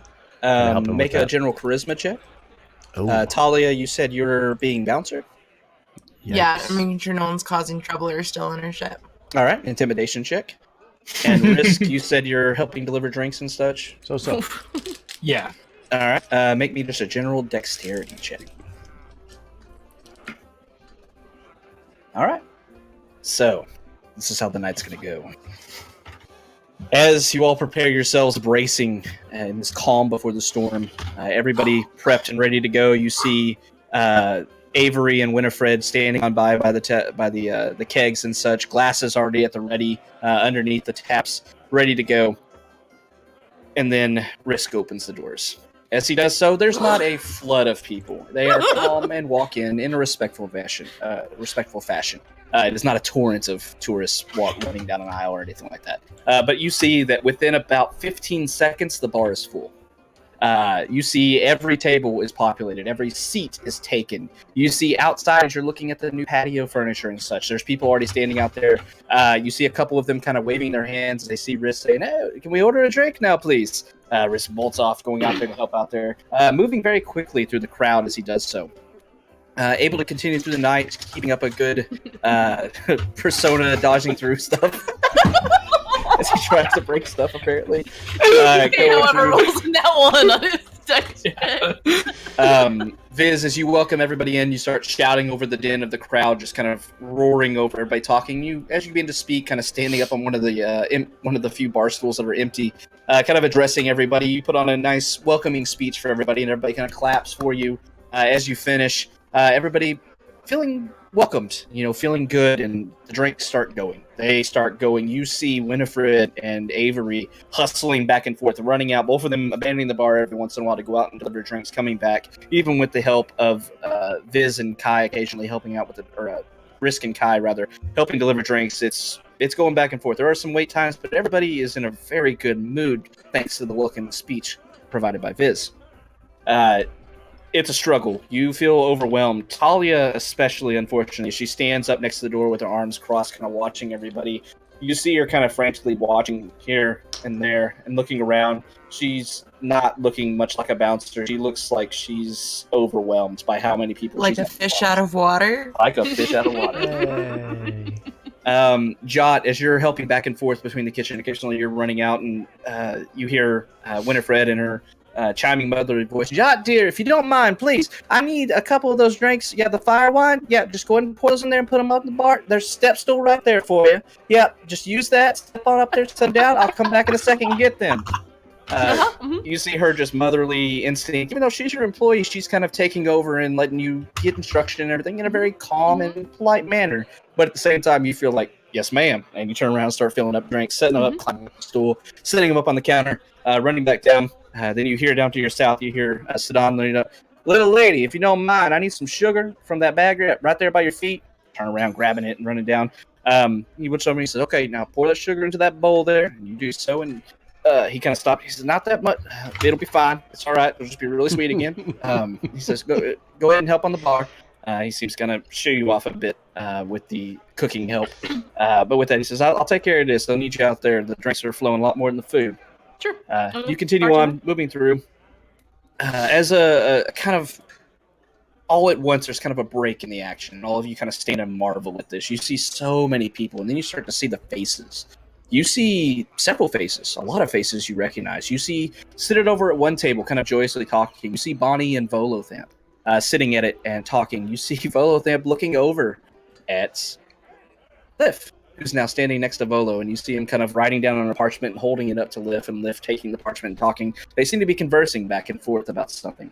Awesome. Bonnie's just kind of has an amused expression on her face, and you see her kind of smiling over the entirety of the tavern, how busy it is, how successful this first night is being. You see a very proud and warm smile crossing her face. You see Jallister and Raynar sitting at a table talking amongst themselves, both huge smiles on their face. You see Raynar with a bit of a proud grin on his face as he kind of glances through everybody and kind of nodding to himself in self-satisfaction, knowing that he definitely had a part to this. One unexpected guest that you do see sitting up at the bar, though, is none other than Durnan, the owner of the Yawning Portal. And as Risk does catch his eye and sees him, kind of walks up and inquires, he has his own tavern. Why is he here? And Durnan, in his very familiar cut-off sentences, very man of few words style, just kind of looks at you as he sips at one of the ales and just kind of shrugs, just checking out the competition. It's fine. That goes back to his drink. Seems to be ordering drinks and enjoying it, but you do see him kind of casually scanning the crowd and such, and then kind of shrugging and going back to his ale. As the night continues, once again, It's very busy. You do see people tapering off every once in a while, leaving the tavern, and then the line of people starts moving in again. For several hours, there's just a constant rotation. As this is going on and such, once again, it starts to get to the point where your employees are able to start keeping up with everybody. They start moving faster, getting more practice at their movements of delivering the drinks, pouring them, taking them out to people. Sidon is not getting as many food orders, so he occasionally helps out a little bit around with delivering drinks as well. Definitely the ale selection seems to be very popular, as well as the wines. The food is eaten, and nobody complains about it or anything like that, but it seems that more people have shown up tonight for the ale particularly, or the liquor particularly. At one point, all of you kind of standing behind the bar, kind of marveling over everything. You see Avery stepping up from the cellar and shutting the hatch behind her, and as you look towards her, you see her face is a bit pale as she looks over towards you, and she's like, I don't mean to alarm you or anything, but I think I heard something down there in the basement. I don't want to be I'm a coward or anything, but I think that there might be something down there. Could you go take a look, please? Risk will head down to check it out. I'll go with Risk. Okay. Anybody else? All of you are behind the tavern and heard this, or behind the bar and heard this. I'll stay out here just in case people get rowdy. I will stay up to, if there's noise and things, to distract or lie and be like, no, it's totally fine. There's not a monster down there. How are you going? I'll head down, but I'm gonna do the whisper thing. Yeah, me if... yeah. Okay. I'm gonna stand up close to the top, so kind of lift the hatch, start making my way down. But I want to stay kind of like I shot a viz to be able to send a message if something's going drastically wrong. Oh, there's my token. I was like, I would move myself, but I don't see my token. Jalester was slightly on top of it. And before I go down there, just for good measure, I cast Mage Armor. Okay. All right. So as Avery kind of startled, she just says there's something down there. She heard something moving. Did you see anything? I didn't see anything, but I was going to get some more wine, and I swear I saw something move, but I couldn't. And if it's a rat, I can't do rats. I'm sorry, but and you know about terrified me. Right? And you know about... Oh crap! What's your unseen servant's name? Henry. Henry. Okay, it wasn't Henry. The first. And it wasn't. She shakes her head and says, "No, Lift's over there." And you see Henry, this floating blue coat, kind of bobbing across, clearing off a few empty glasses. He's like, "Henry's over there. I don't know what's that. If it's a rat, I'm sorry. It's okay. Terrified me. Calm down. It's all right. We'll go check it out. It's not a big deal. You keep helping these customers. It's not a problem. Things go bump in the night. It's not a problem. We'll go check it out. Nothing to worry about. Let's work. Let's make sure we don't talk about it. Let's keep calm. With that, you see her kind of composing herself. She nods. Yes, sister. I'm sorry. And turns around, starts making some more drinks and everything, taking some more drink orders at the tavern. All right, so we have Jot, Risk, and Kai going downstairs. Kai kind of sitting near the base of the stairs leading down. Mm-hmm. All three of you give me perception checks. Oof. Oh, thank God. There's nothing down here. It's all fine. All right. So as you're looking down, it's kind of dark in here. There are some torches, very low lit ones, so it doesn't cause too much smoke down here in this kind of closed area. But as you're looking around, you start glancing. You see up to your northeast some of the supplies and such stacked there. Over to the west, you see through the corridor of the stone walls, the wine cellar. You see various wine has been stacked up on the wine hoarders. A few bottles missing, obviously, because it's been profitable tonight. As you're looking over, Risk and Jot, you don't see anything or hear anything untoward. Kai, however, as you're glancing up at Viz, you look back down and you kind of stare into the shadows, and you think you see a shield laying on the ground, and then the shield lurches to the right, out of sight. I played down at Risk, and what location is that? Like from, because I'd be standing like up here. Yeah, you saw it like over here. Oh wait, I don't see that. Like over here. Okay, I'll point to Risk and whisper, northeast of the wine cellar. Check in the corner. Risk is going to head over that direction. All right. As you move closer, kind of looking through the shadows and such, you immediately look over to your right where this kind of stone wall, or not even a wall really, it was kind of a stone outcropping where the rough stone was on the ground, and you see something has changed with it. As you're looking closer, you see that there's a hole in the ground where there wasn't one before. As you're kind of glancing at that, you hear movement directly to your west, and as you're looking over, you see what appears to be a shield, and not on the ground, but floating in the middle of the air. As you kind of tilt your head at this odd sight, kind of thinking maybe Lift or Viz maybe playing its trick on you or something, you see the shield kind of bob up once and then move towards you. Oh God.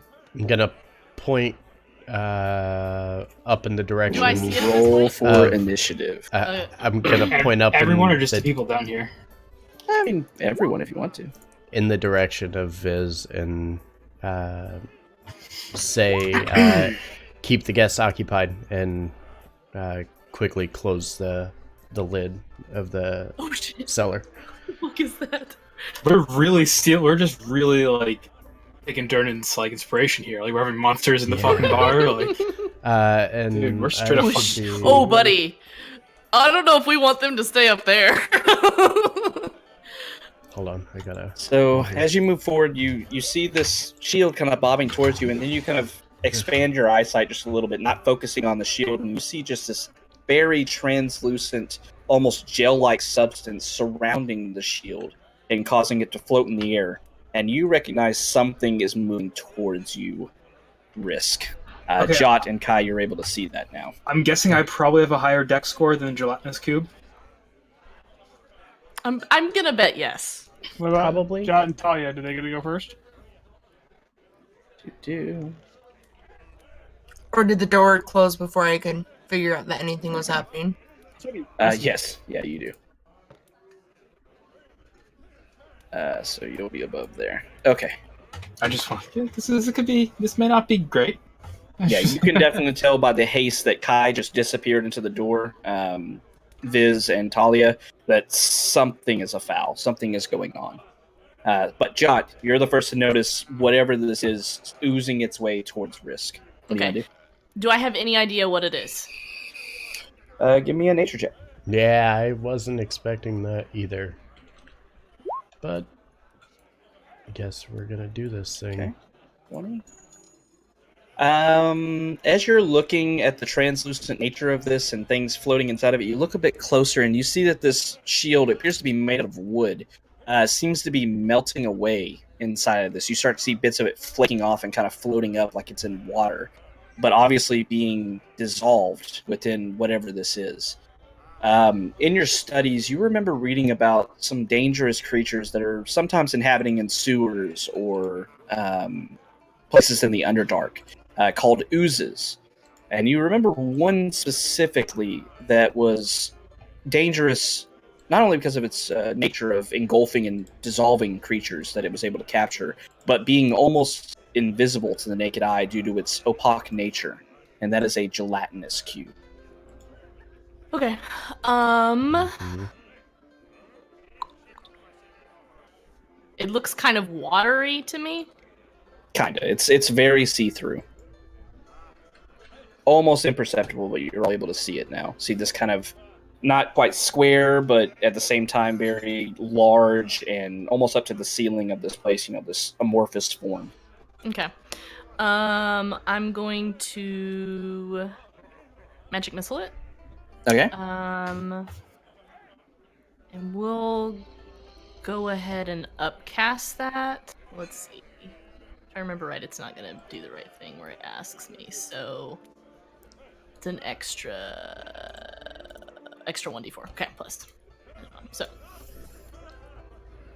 Oh, but it doesn't. Shit, it doesn't do the. Fuck. I need to figure out how to fix this. Okay, it's just. So You should be able to just add it to your attack screen. your Yeah, main that's what I need page. to do. Yeah.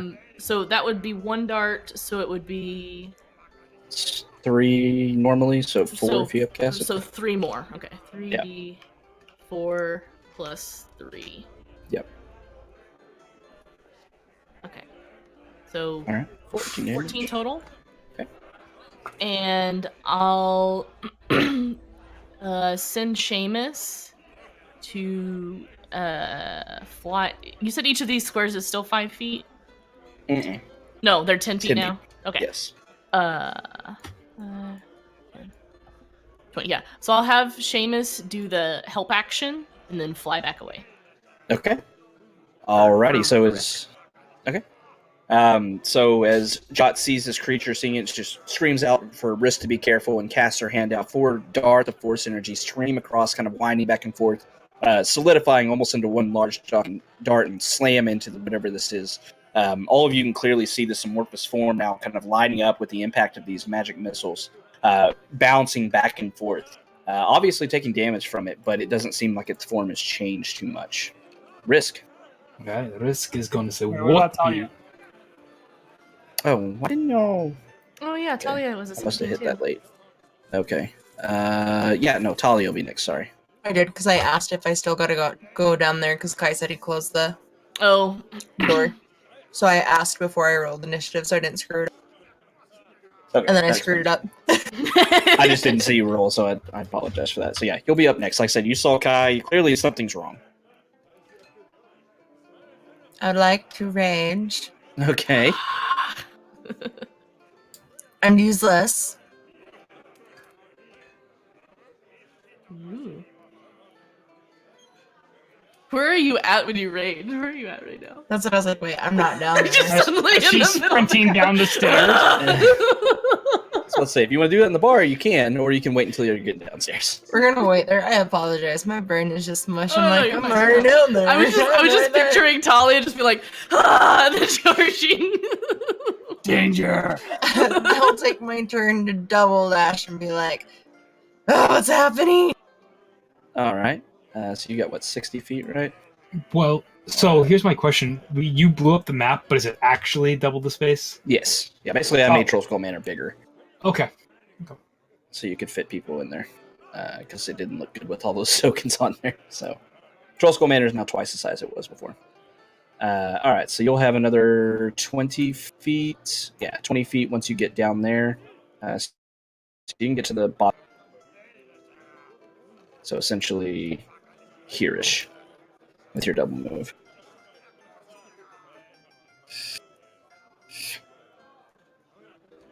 All right.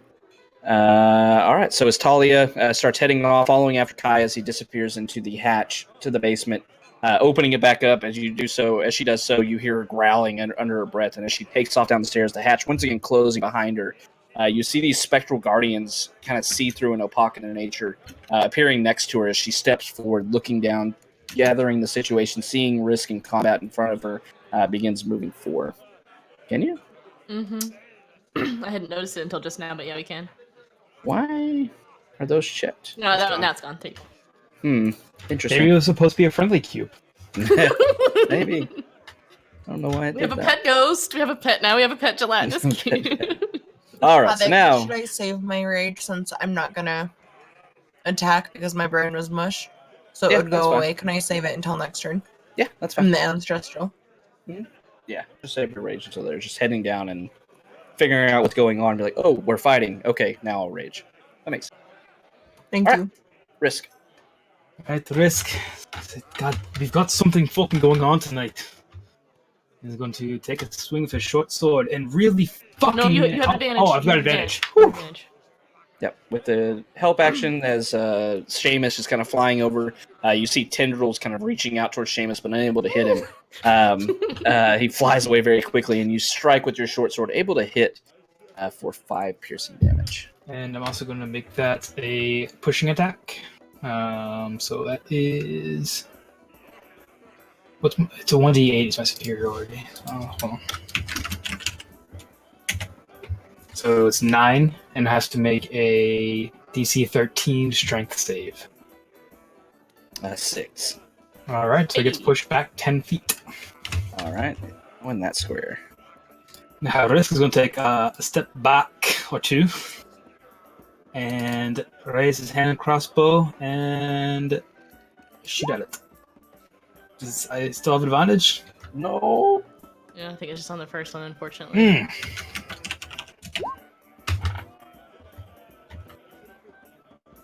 81. Okay. Scroll. Ouch. All right. All right. So, as you strike with this short sword, you feel yourself pushing against this creature, shoving it back. You still can't see it too well, but as you feel its weight kind of leaving, and you see the floor kind of clearing of dust as it slides backward, you dance back a couple steps, raising up with your offhand, firing off a shot. You swear you're aiming right towards where it was. Unfortunately, you see your crossbow bolt clanging up above the wine bottles and snapping. You can't clearly see the creature now that you've taken a few steps away. You are now surprised, and your turn is over. All right. All right, so this thing is going to go now.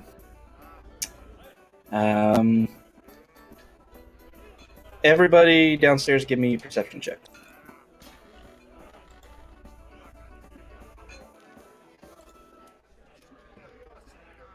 Drink.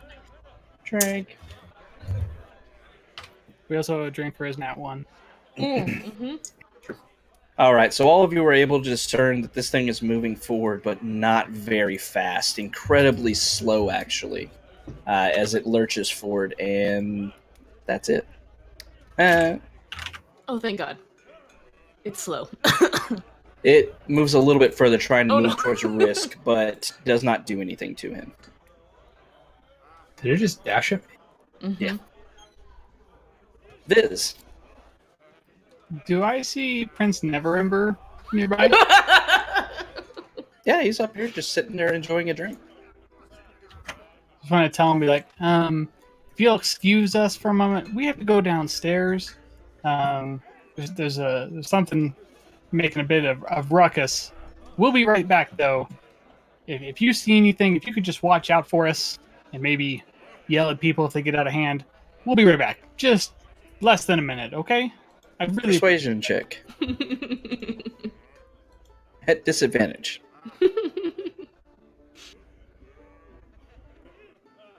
Okay. Oh. Raynar kind of looks over you, raising an eyebrow. He says, "I can keep an eye on things, my friend, I suppose. I don't know much use I'm going to be, but take care of your tavern business or whatever, just as long as it doesn't interrupt the wine."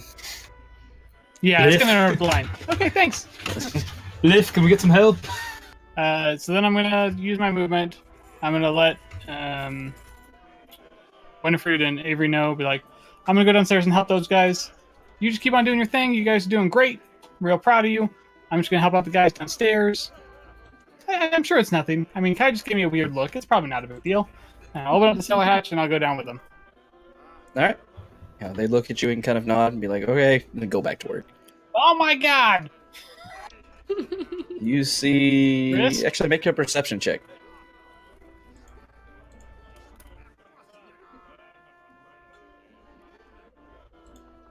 You don't see anything. You have no Guys. idea what's going on. Guys, why is there a shield over there? What's going on? Shield's gone. Shield's gone now. It's a giant cube thing. It's attacking us. No, it's fine. There's nothing here. Please don't be like this. No, I don't see anything.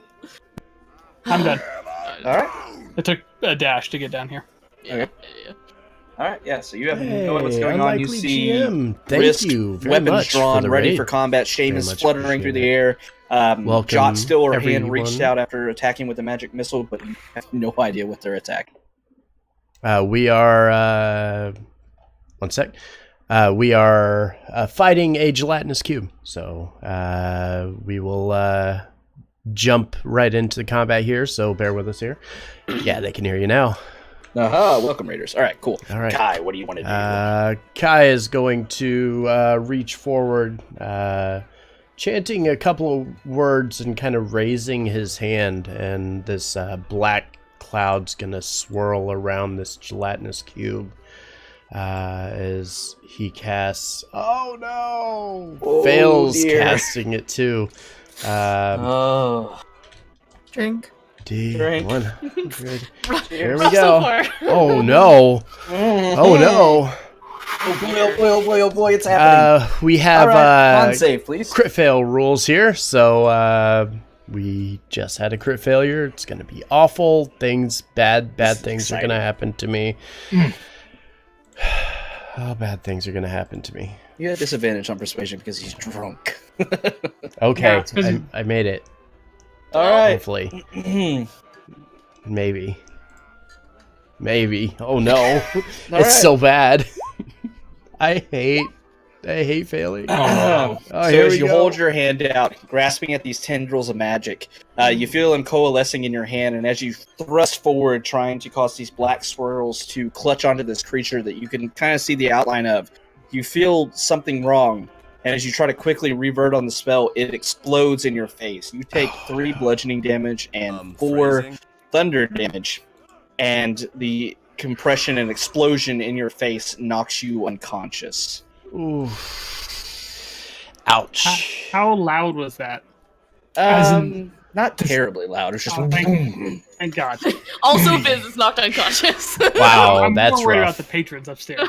And also, Yeah. everyone heard it. Poof and smoke. And you comes said up I'm from the basement. unconscious, correct? You are unconscious for 1 minute unless you receive damage or someone shakes you awake. Okay.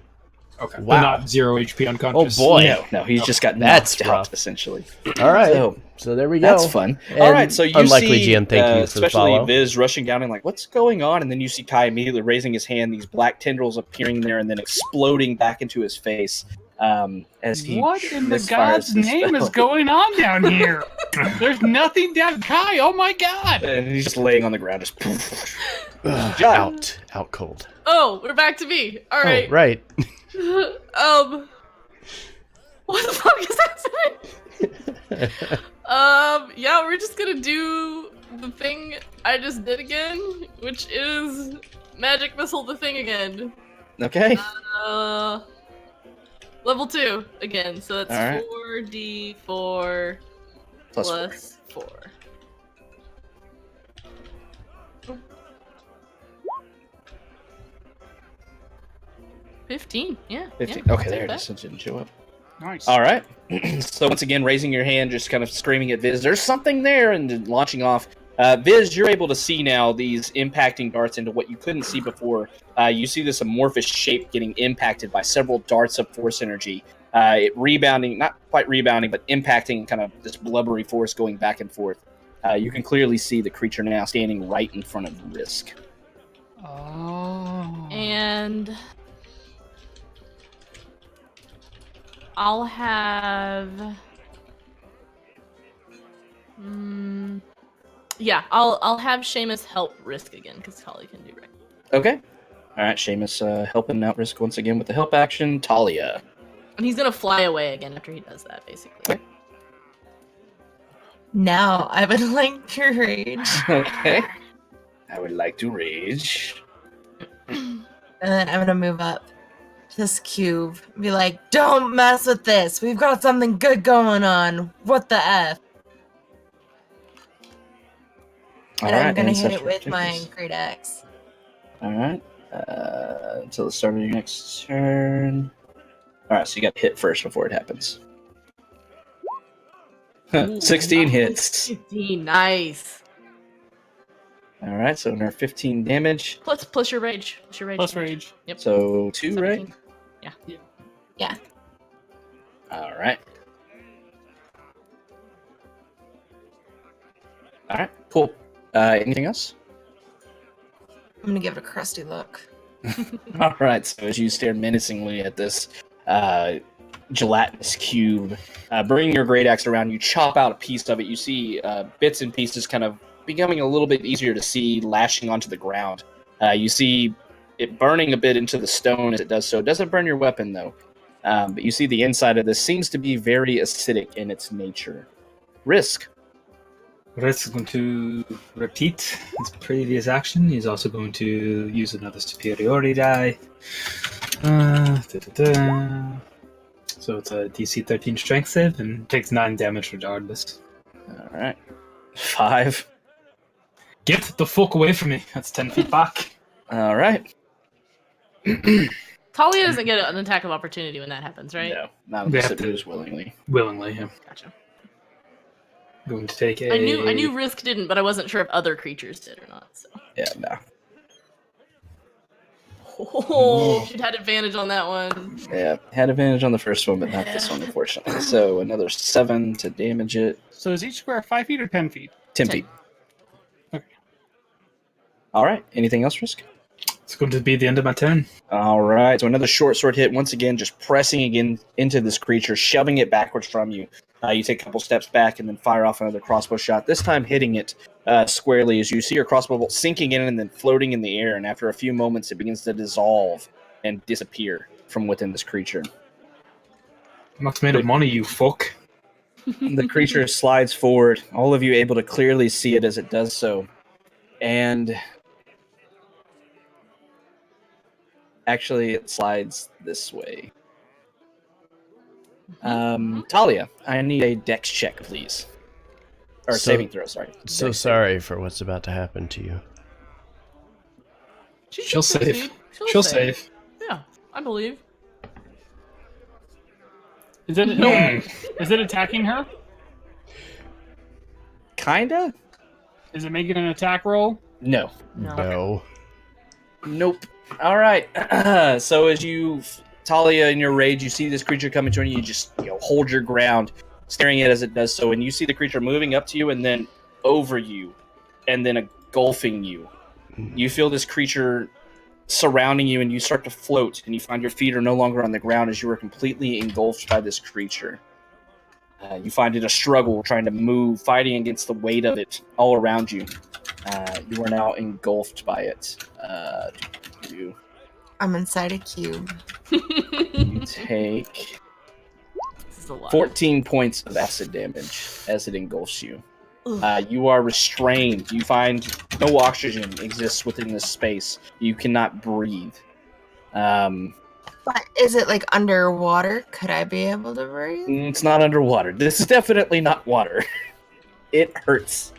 It burns a lot. So yeah, you are now in its space. You are taking acid damage, and you feel it burning even more, trying to dissolve you. You feel like staying inside here is not a great thing to do. On your turn, you can try to escape by using your action to make a strength check to try to break free of it. So that'll be in your next turn. All right, so you take 14 points of damage and Viz. Okay, is it an action for me to wake up Kai? Yeah, you can use an action to shake him up, or you can attack him if you want to. Okay, I will grab Kai and be like, "Oh my god, are you okay? Are you okay, Kai? Kai!" Kai, you shook, and you're like, you wake up. Okay, I wake up. Are you okay? Yes, is the cube still here? Yeah, it's eating Talia. Okay, Talia? great. Fantastic. You can get out of there. That cube is nothing. Just fight your way out of that jello, and you can do it. I'm so proud of you, and I'm gonna give her bardic inspiration. And that's my turn. Can I All hear right. him though? It's muffled, but you can definitely hear Viz yelling words of inspiration. You hear Viz yelling. Yeah, just yelling. You're like, oh, make it stop. Your inspiration is you want to make me shut up. Yeah. All right, so as Viz shakes Kai awake, Kai realizing what just happened and shaking his head and starting to stand up, it is now your turn. Inside the cube. Yeah, gonna use my movement to stand. Okay. And once again going to attempt the same exact thing that I was doing before. This time Maybe better than what I did last time. Better than it was before and good enough to hit. Hey, Ooh. and as I do, casting it at level 2. That crit fail on the Damage. extra though. Is that a drink? 12. Yeah, no, that's damage. I'm going to. Yeah. All right. Yeah, dealing 12 points of necrotic damage as the cloud kind of envelops this thing, and whoever attacks it next will get advantage. Oh, All this right. is guiding bolt reflavor. This is guiding bolt. Yes. I got it. All right, so as this darkness begins to coalesce once again. Kai fighting through it, a little unsure of himself, but just fights through it, knowing that he's cast a spell so many times. He knows exactly what to do. It was a fluke. And as he does so, he is true to his word of what he thought and is able to cast these tendrils of darkness forward. You see as they begin to encompass the side of this creature, they start to glow with this greenish glow, beginning to encompass around a side of the creature where the tendrils were able to impact. You see bits and pieces begin to slop away from this creature, its form diminishing greatly as this happens, but it is still enough to cover over Talia. She is still trapped. Good job.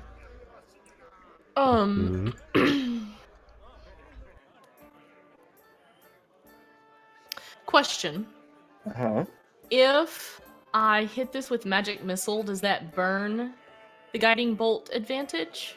Because it's on an attack roll. I think it's the next attack roll, if I remember correctly. That's what I'm looking. I was looking at the spell. It says next attack roll. Yeah, so that won't do it then. There's no attack roll or magic missile. Okay.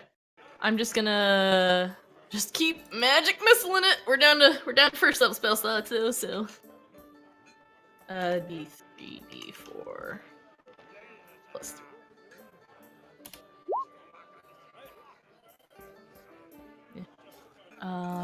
And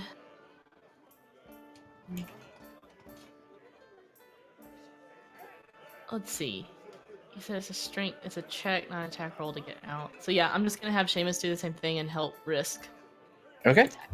All right, so more force energy flying through these bolts, hitting, obviously doing damage, more pieces of it slopping off.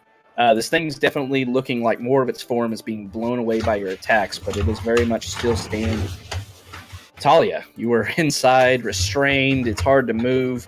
You can try to break free with the strength check. You could try to attack if you want to. You're going to have disadvantage on it, though.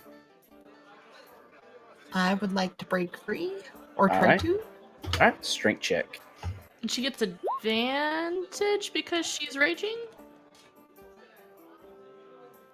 I think that's a thing, isn't it? She took damage, so it's still up. But did you attack it? No, I didn't. Okay, she would get... Yeah, you're... Well, the guiding bolt, because it's not attack roll, but I think her rage gives her advantage, right? On strength saves? She's just trying to strength free. You have advantage on strength checks and strength saving throws while raging. Mm-hmm. So yeah, 14. I played a barbarian. I remember stuff. So You glad. So Talia, as you're struggling against this creature, it's burning into your skin. You struggle when you start to feel your arms breaking free, and as you do so, you're able to move your arms, and you find yourself almost swimming, but more so clawing through this creature's gelatinous substance, and you find yourself moving, and then your fingertips touch air. The cool substance against the acidic flavor is welcoming as you break through, tossing yourself back out, landing out next to it, and you are now free. Hey! And that was my action, right? Correct. So I can't attack it. Yarp. I'm gonna flip it off and be like, try that again, motherfucker. All right. No sounds or responses coming from the amorphous creature, but you get the sense that maybe you insulted it. Risk. Risk is going to move down and take another swing with his short sword. 16 hits. Or, well, 18 hits. 18. And how beat up is it looking? More pieces slop off. It's still big enough to hurt. Looking very hurt, though. And Does it ping my life sense? What was the white life sense thing? What was the threshold for it to go off? It says near death.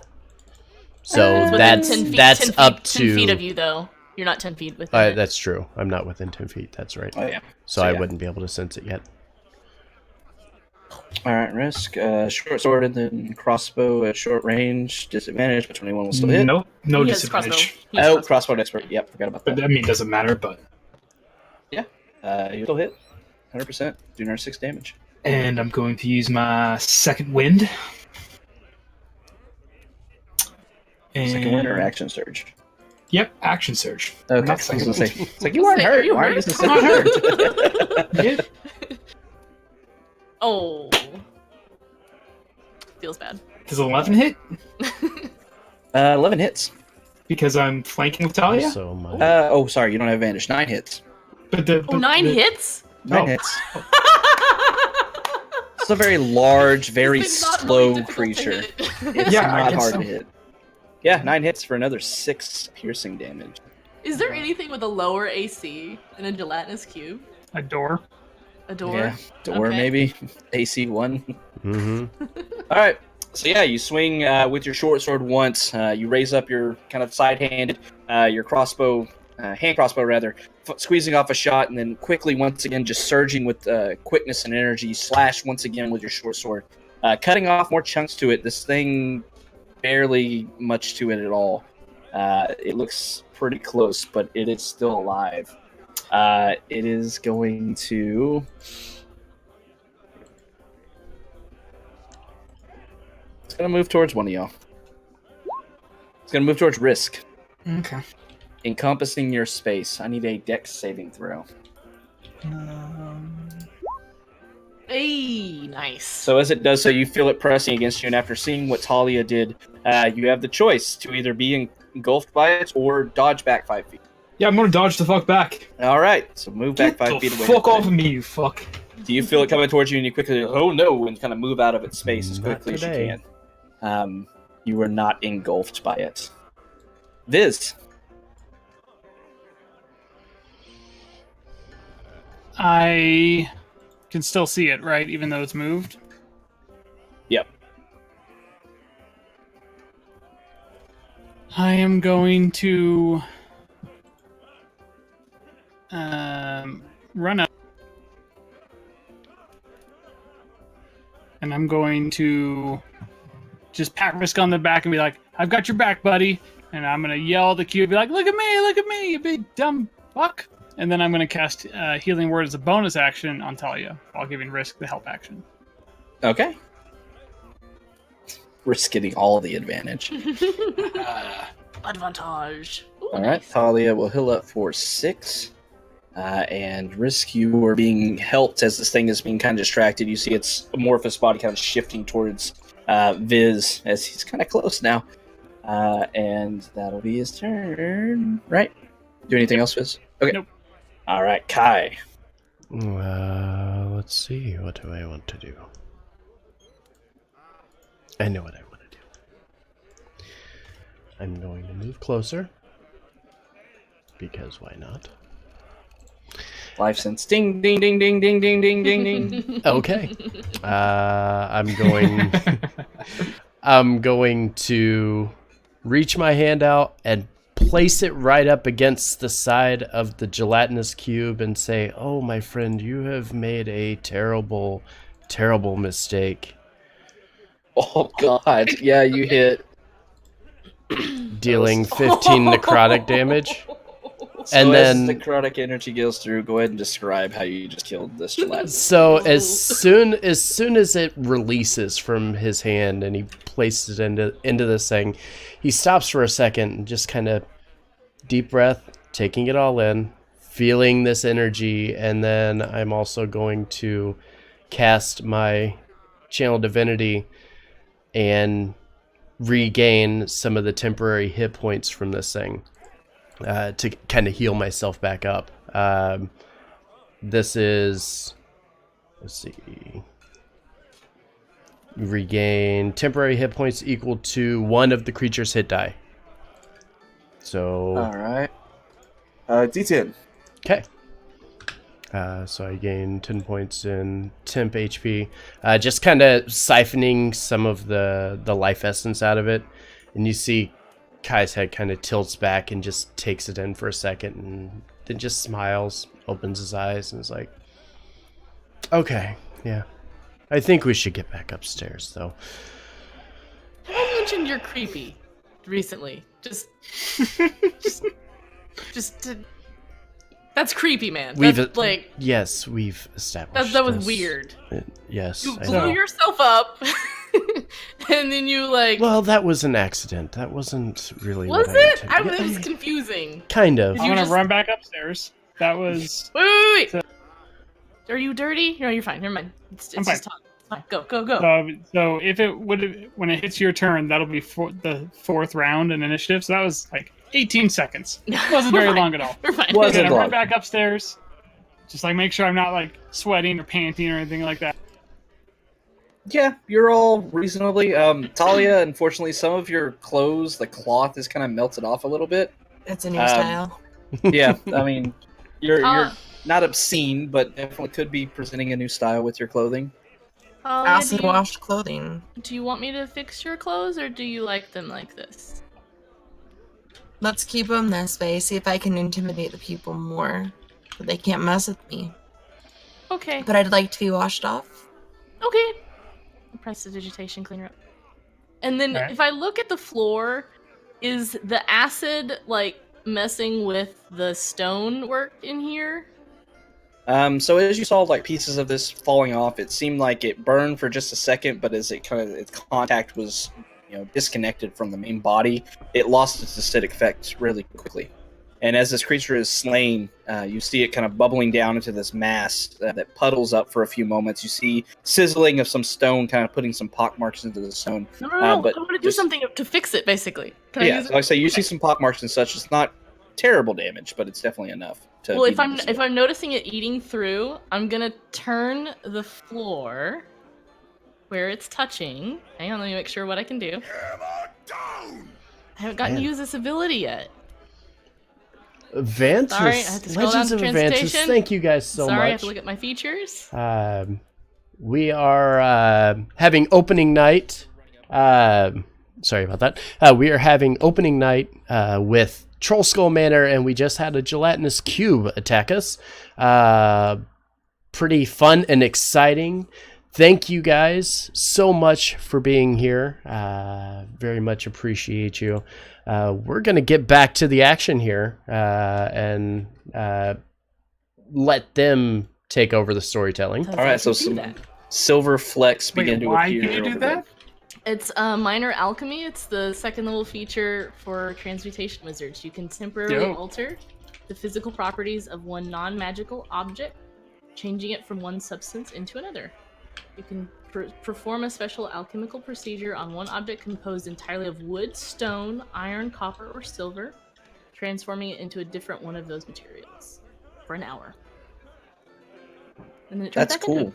Yeah, All right. so I was like, no, I want to do a thing. All right, so yeah, you turn the stone that's being melted away. You see it quickly shimmering, almost like this light shining across it, and it strafes all the way across this 5 foot of stone or 10 foot of stone. Kind of a block that's been chiseled out here into this work stone, and it quickly turns into this silvery sheen of silver. Viz, as you rush back upstairs, you start kind of composing Jiro, yourself, start thank your you tunic and such. You start for the looking around, and follows. you see Appreciate it. nothing has changed up here. Everybody's still drinking. Your ladies are still working hard. You glance over and see that Sedan is still over in the kitchens. You see some smoke kind of trailing out from the grill. None of the patrons seem to have noticed your absence within the last 18 seconds. Everything Hey, seems Prince fine. Neverember, thank you so much. I really appreciated that. I know it didn't take very long, and I'm sorry if that was interrupting to your schedule or anything like that, but you did me a great favor. Thank you so much. With that, you see Neverember kind of looking at you. He raises his glass. Didn't even get to finish my wine before you got back. Yes, of course. I'm happy to help a friend. Cheers. Starts drinking again. Rest is going to check out the hole that the cube came from. So as you move over, kind of stapling around this silver now on the ground, you're like, and move over to this hole. You see a deep hole that has been presented for you, has developed since the last time you were down here. As you look around, you see that the sides of this hole are kind of melted away, which makes sense based on the creature that you just encountered. As you're looking down to it, you start to hear something, and you listen a little bit closer, and the kind of the noise from upstairs kind of distracts you. But you listen closely, and you hear the sound of what appears to be running water, almost as if this leads down into the sewers. Ooh, Well, that's not fucking good. Ooh, that's not good at all. Nope. Jot, is there something you could do to temporarily patch this?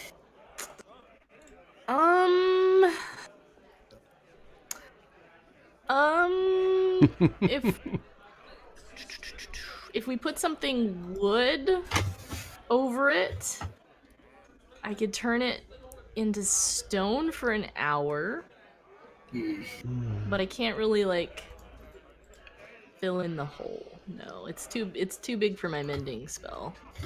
Is our friend from the who could do the arcane glyphs? Did he come back tonight? Yes, all of your friends from the night prior have shown up tonight as well. Oh, good thought. Shall I go get him? All right. Would you mind? No, yeah. I'll go upstairs. I don't know Okay. exactly what arcane glyphs can do. No, I don't think an arcane glyph would do this, but he might be able to do something else. So I'm gonna go back to bouncing. hold on, Alright. I'm going. I go trying to find Rishal. All right. So as all of you start to return back, trying to figure out what to do about this hole to the sewers that you've now acquired into the bottom of your tavern, not the greatest thing. You want to try to find a way to cover this. You start making your way back up. Once again, all of you are able to notice that the patrons here haven't seemed to notice. You see more people kind of rotating in and out of the tavern. Once again, people still outside. You know, it's kind of loud. You know, lots of tavern going on. You see a bard has randomly shown up and is playing music outside. Get out. Who are you? This is my Get out of turn. here. You look I didn't closer and you invite see you. that it's 3 strings. No, From the yawning portal. He's kind of Uh-uh. he kind of looks at me. He's like, I thought we were friends, Fizz. I'm not working for pay tonight. Phrasing. Boom. Let him stay. Inappropriate. Ironing You could do board it. GM, thank you for the Do it, Do follow. a duet. Come join Or- me, Fizz. or Come a join me. music- I can't or do- intentionally play that terribly. Do a music competition. Like who can play instruments better? Or let him play Evangelist. music to a story you're telling. No, I don't want to do that. I don't want to embarrass him. He's already got a physical handicap. Wow. This is Oh god, me. Talia's running off on me. Business owner over here, like, has made Viz into a meaner I'm person. gone for It's 18 great. seconds and I come upstairs and another bard has already showed up on my territory. 18 seconds! That's all it took was 18 seconds. As you're mumbling to yourself, you don't want to embarrass. You see 3 strings kind of hearing you and raising an eyebrow. And as he does so, you see him picking up his lute that only has 3 strings instead of the customary 4. And during your experience of going to the yawning portal and seeing him play there almost every night, it's been passable for music. It's not the greatest. It's never been that great.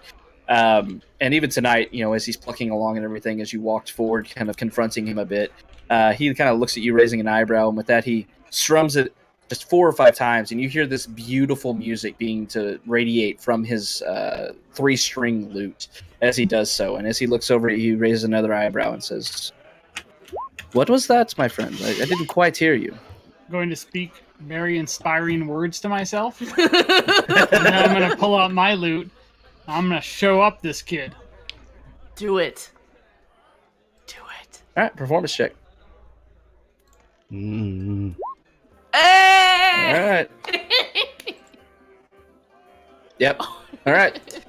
So as you pull out your own loot, So kind of I'm going to hear his chord, and I'm going to build off that chord, and I'm going to just make a melody of just similar chords within the same key that he's in. Just not breaking eye contact either. Dueling Banjos starts playing. All right. So as this is happening outside, Jot, you rush upstairs. You're able to find Rishal sitting up at the bar. It seems like most of your patrons that are of some import got there early, so they could get up to the bar itself and not be sitting out at the tables.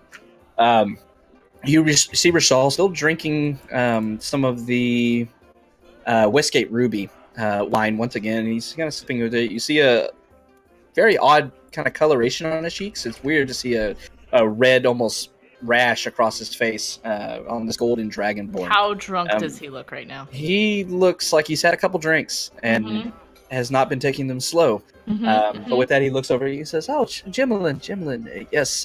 Whoa." What? He kind of glances over at the hatch to the door back behind the bar. I hope everything's okay. You start to hear just loud, raucous lute playing coming from outside. Okay.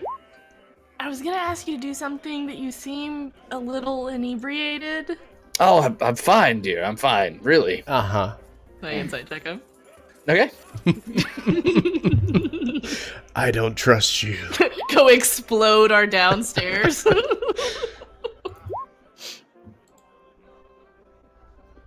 He's probably had a couple drinks. Might not be in the top performance right now. He's trying to sober up as best he can because he's looking at you with sober, serious eyes and everything. But he's definitely had a few drinks. We don't need him to necessarily do any work tonight, but there's a chance that he might know if he can help us. Maybe Well, okay. Do you A trunk have wizard any- is better than no wizard. Do you have any like magical abilities Party that wide. could Thank you guys seal up a for hole in the another ground? raid. So many raids tonight. So many people. Let so many me think for a friends. second. How Thank you. big was this hole? And welcome everybody. It's It was about like- Happy to have you here. 5 feet or so. It's kind of Oh, okay. we that's just smaller than I thought. defeated Looking at the a- map, I thought it was like. yeah, it's not something. huge. It's like, could we have gone? We just defeated a gelatinous cube. We are on opening night in Troll Skull Manor. It has been crazy for us in game and here on stream. So many people showing up. So much support, so much love. Thank you for being here. Let's get back to our game, though. I don't want to keep you guys from that. The shop, though, and maybe find a scroll or two that could assist with that problem. Whatever it is. No, maybe we'll just. If it's still a problem tomorrow, we might come see you. Are you sure? I'm happy to help tonight. I don't want to interrupt. You're having a good time tonight. I don't want to. And Joe, thank you so very This much. wine is very good for the by hosts way. as well. It's still very good. Much It was appreciated. highly recommended. Glad you're enjoying it. And I need to stop by your shop soon to actually talk a little bit of business with you. Yes, I could tell you so much. I don't really have people that are interested in the arcane that stop by, but there's so many things that I've always been interested in. The mysteries of the Netherese and the capability of scrolls, what magic they can actually hold. It's quite interesting, actually. I would love to talk to you about this. It would be quite enjoyable, I think. I'll have to make a point to stop by in the next couple of days for sure. Over some glasses of wine, of course. That could probably be arranged too. Excellent. All right. You have a good night. You do, thank you. Kind of goes back to drinking his wine. Going back outside, we see everybody Yes, at drink this point acquired. outside is beginning to clap along. It's this high pitch or high oct or High energy. high energy. Yeah, we'll go with that. High energy, high rhythm. Very quick rhythm song is going back and forth as Viz and Mr. Three Strings are going back and forth. It's this dueling banjos kind of thing. The bardic song between the two of them radiating almost energy off of them as they go back and forth. After a few minutes, though, of people clapping along, cheering it on as it goes back and forth and building once again off of each other, you see Three Strings beginning to tire a bit as she does so. Viz continues on, though, and starts to reach to the climax of the song, going into the crescendo and then raising and then lowering his octaves as he does so, reaching the climax of the song and then finishing it by himself with Three Strings, unfortunately, left in the dust. And as the song concludes, everybody, these 50 to 75 people that are outside begin to clap, applause ringing out from everyone as this song comes to the end and everything. Everybody congratulating you, and you see Three Strings kind of lowering his head and bowing. Says, well, I know when I've been beat. Out of character. Never step on my turf again, nerd. In character. That was so much fun. Thank you so much. I've never gotten the chance to do that before. That was great. With that, you see Three Strings coming out and he said, that was quite enjoyable. I think that I may not need to work here anymore. I think our mutual friends will know this is a good establishment. Thanks. Make an insight check. I'm gonna go ahead and use that bardic inspiration. Okay. 17. He puts heavy emphasis on the words "our mutual friends." He says our mutual friends will know that this is a good establishment. Mm-hmm. Done. Which mutual friends? I've made a lot recently. With that, you see Three Strings smiling, and he kind of tilts his head to the side, and Harpers. he kind of leans back, and you see him kind of tilting his lute with Three Strings, as is customary for his name, over to the backside. And for a very quick moment, you see this silver inlaid pin on the backside of it with the shape of a harp on it. And very quickly, he spins it towards you and then flips it back over. He says, enjoy the entertainment tonight. I think I'll be departing. Excellent work, what you've done with the place, then. So wait, you know about my thing? You know about my thing? That I'm... okay. He just smiles at you.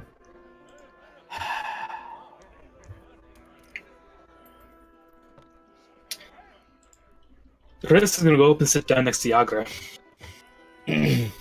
All right, so as you do so, once again, everything kind of calming down outside at this point as Viz is talking with Three Strings. You see everybody inside had kind of been paying attention outside, but now returning to their drinks and their conversation back and forth. You see, as you're glancing around, looking to the south, you see Volo still going on with Lif, still passing this notebook back and forth. You can visibly see in Lif's spectral form that a couple of people were still kind of raising eyebrows at and looking at a bit curiously, but nobody seems to be minding too much. Volo is going back and forth with him. You see a tired look over Lif, who seems to just be exhausted from the constant questioning coming from Volo. Dude, as you walk Waterdeep up, is so diverse and so open. They're cool with a fucking specter hanging out in a goddamn bar. It's true. As you're walking up, you see Yagra sitting here, and as you glance around, you don't see anybody else that she might be friends with of the Zentarum here. Yagra seems to be the sole representative that has ventured out here. And as you move forward, you see Yagra glancing over the night ale in her hand, and this large kind of tankard. You only have like 4 or 5 of these that you remember buying, and she's using one of the largest ones.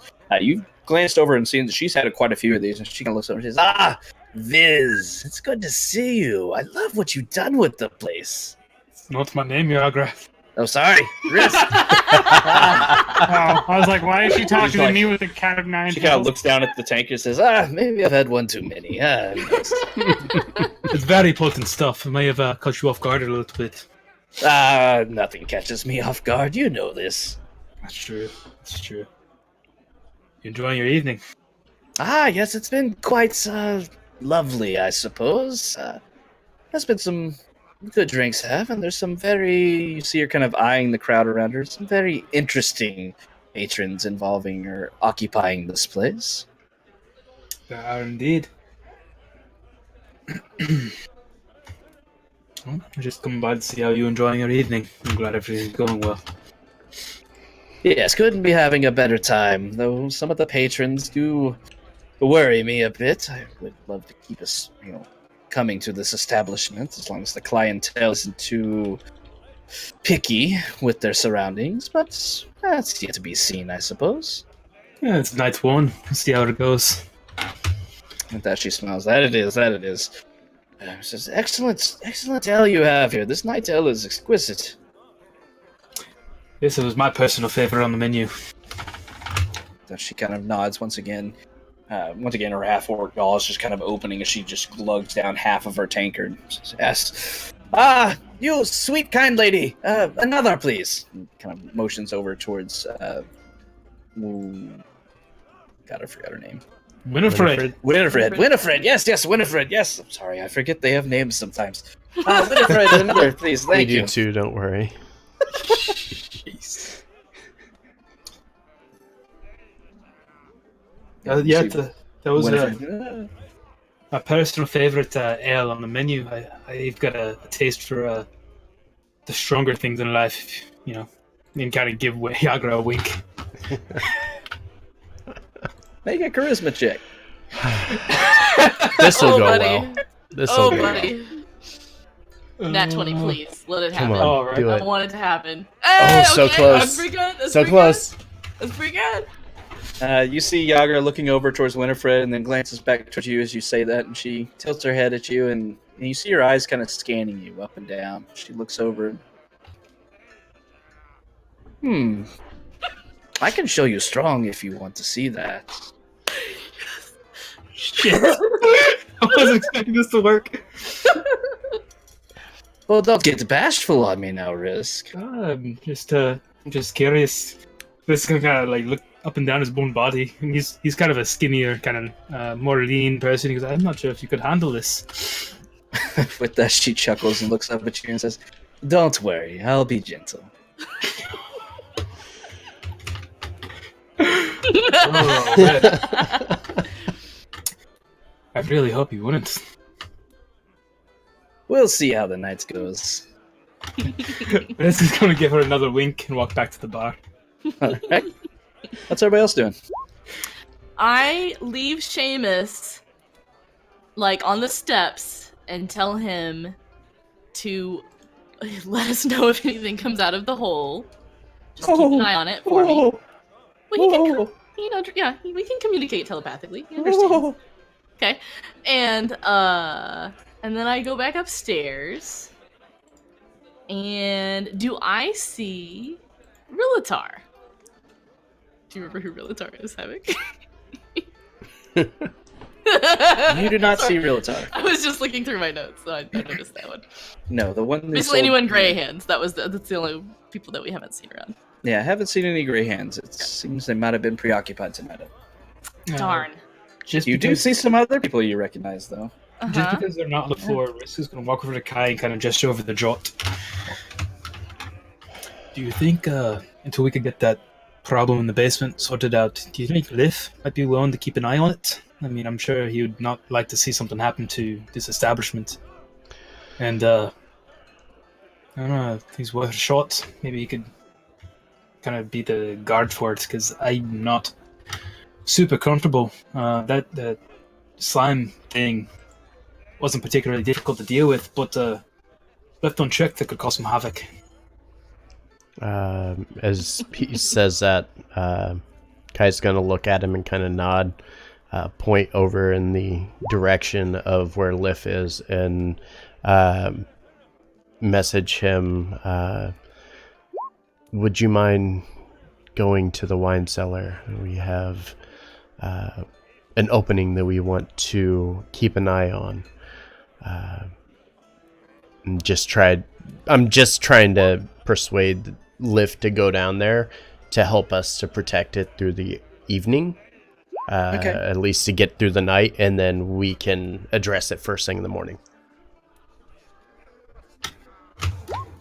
So as you move forward, seeing Liv and Volo Thamp in this conversation, as you've understood it, with Liv not being able to talk but only communicate via parchment and such. As you move forward, beginning explaining it, you see Liv turning towards you. Volo Thamp in mid-sentence, kind of looking up and looking back and forth between you two as you're talking. You see Liv immediately having this grateful smile across his face completely changing, and he starts nodding profusely. Volo Thamp immediately chimes in, well, Kai, my friend, I've learned so much. I didn't realize that he was here. It's been exquisite talking to your friend. I don't know why I didn't notice him when I was here before. It seems that he was hiding from me. I couldn't understand why. I'm Volo Thamp after all. But if I could have a few more moments with him, I've just gotten close to a breakthrough. Please. Kai, you want to explain to him, or would you like me to? If you wouldn't mind, I'm going to help our friend to understand the situation downstairs. And I'm going to immediately go back behind the bar and head Liv down immediately with follows Liv. you, just taking off. Yeah, Nope. to explain to Liv what's going on as he takes care of the rest of this. Okay. Volo, we really have to thank you for this opportunity you've given us to start this fine establishment. But Of course, payment earned, of course. we seem to have got a little bit of a issue in the cellar right now. There's a hole that opened somehow into the sewers, and yes, we just had to deal with a slight problem down there, and I think you'll know as well as we do what kind of stuff resides down there. Well, I do hope it was nothing dangerous, of course. But if it was, could you tell me about it? Dangerous for us? No, of course not. But that said, Liv has a vested interest in the prosperity of this establishment, of this building. He's got a very strong emotional tie to it, and he's Yes, going to be... he told me about that. He seems profusely connected to this place, and it's quite alarming almost, because I wouldn't know, if spirits can linger on because they're connected to places. That's quite fascinating, really. Yes, it'll be an excellent chapter in my book. Definitely will, and but he is going to watch that hole for us until we have the means to make sure it's filled in appropriately, and we don't have to worry about anything else coming up from the basement. With that, you see Volo thinking for a moment, kind of tilting his head aside, and he says, I suppose I could come back another day, if nothing else. But it's fine. It's fine. You see him kind of glance around, composing himself. He says, I do greatly admire what you've done to the place. I never had any intentions of working this place back into a manageable fashion. You've done an excellent job of that. None of it would be possible without your help, so Oh, certainly no, appreciate no. it. You took all of the heavy work. I just got you started. Just a gentle push. That's all. And mutual friendship. I think we most drink to that. With that, he smiles. You see him picking up some of the lighter ale as he raises it up to you. He says, "Yes, to friends." Takes a large swig. Yes, it's a quite fine establishment. Expect to see me more often here. It's quite nice here. I'd certainly appreciate that. And- Devil nods to you and turns back over to Bonnie, kind of chatting back and forth. And you hear him kind of saying, "Did you see me talking to the Spectre? That was amazing. Only talking via handwriting, though, is quite unfortunate. A little bit dillying, but it's fine. I've got plenty of material for my book." And you hear Bonnie kind of nodding and saying, yes, it's fine.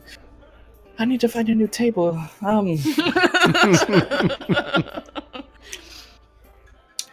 And Kai, you head down lift, showing fake gratitude as best he can.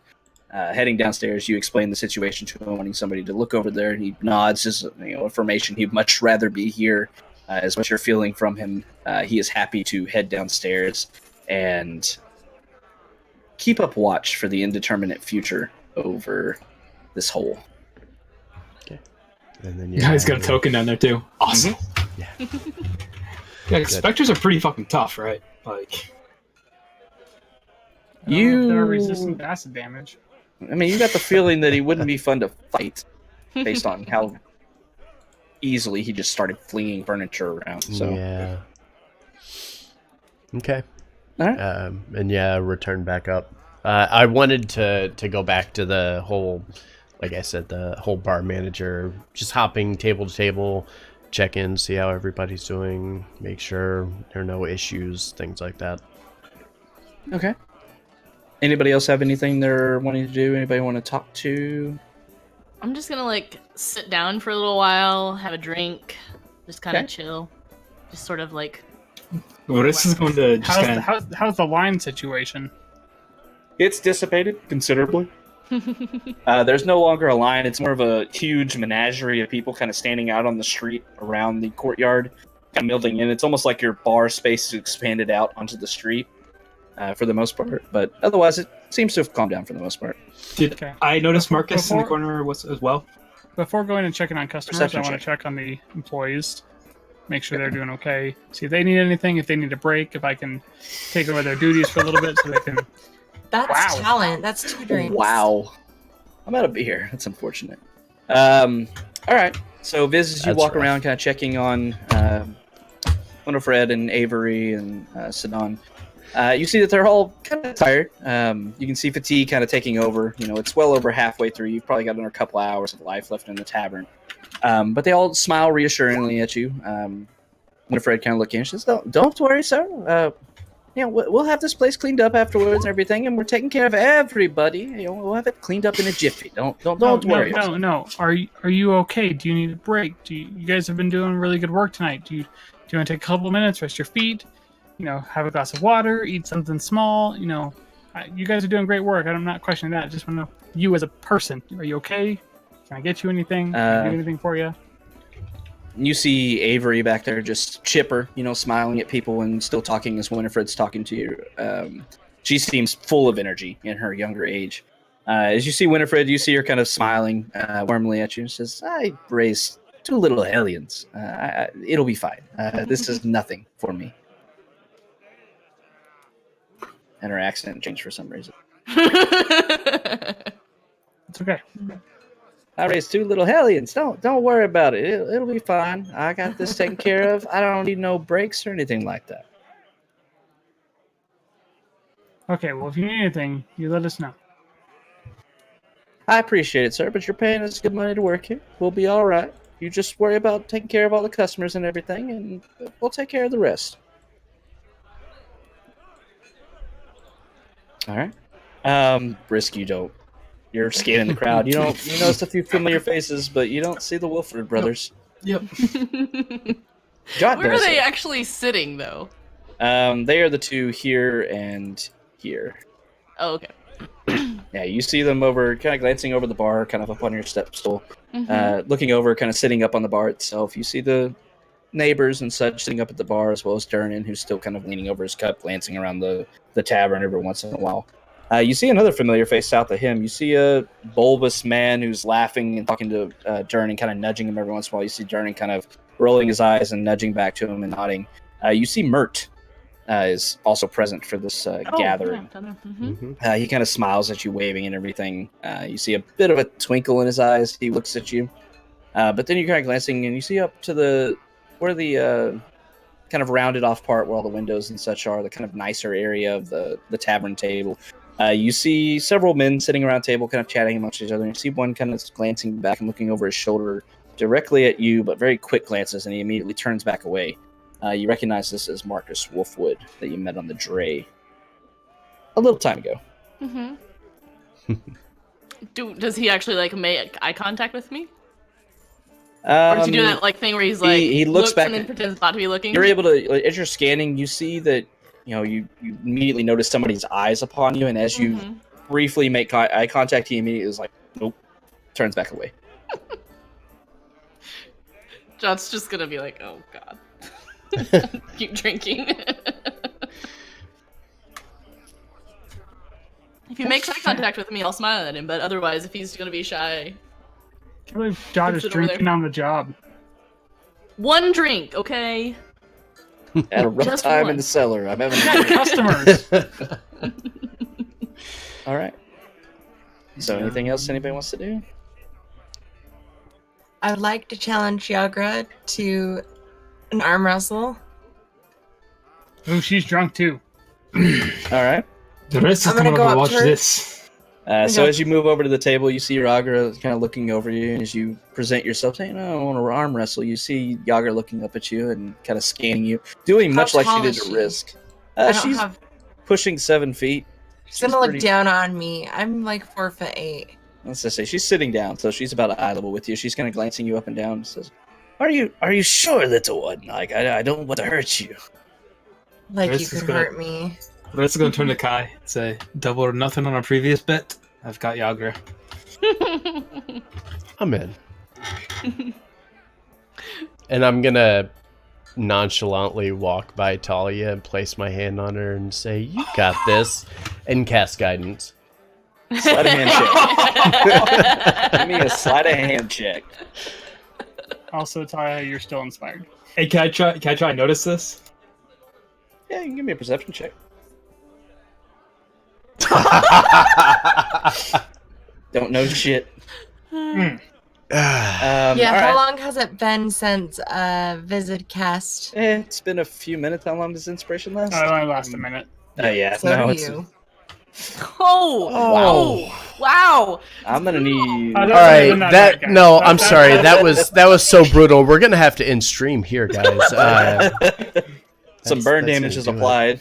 All right, Steve so- takes 44 fire damage. That was almost nothing compared to what I'm used to. That was, For those of you watching at home, Talia and Viz in real life are married, and there you go.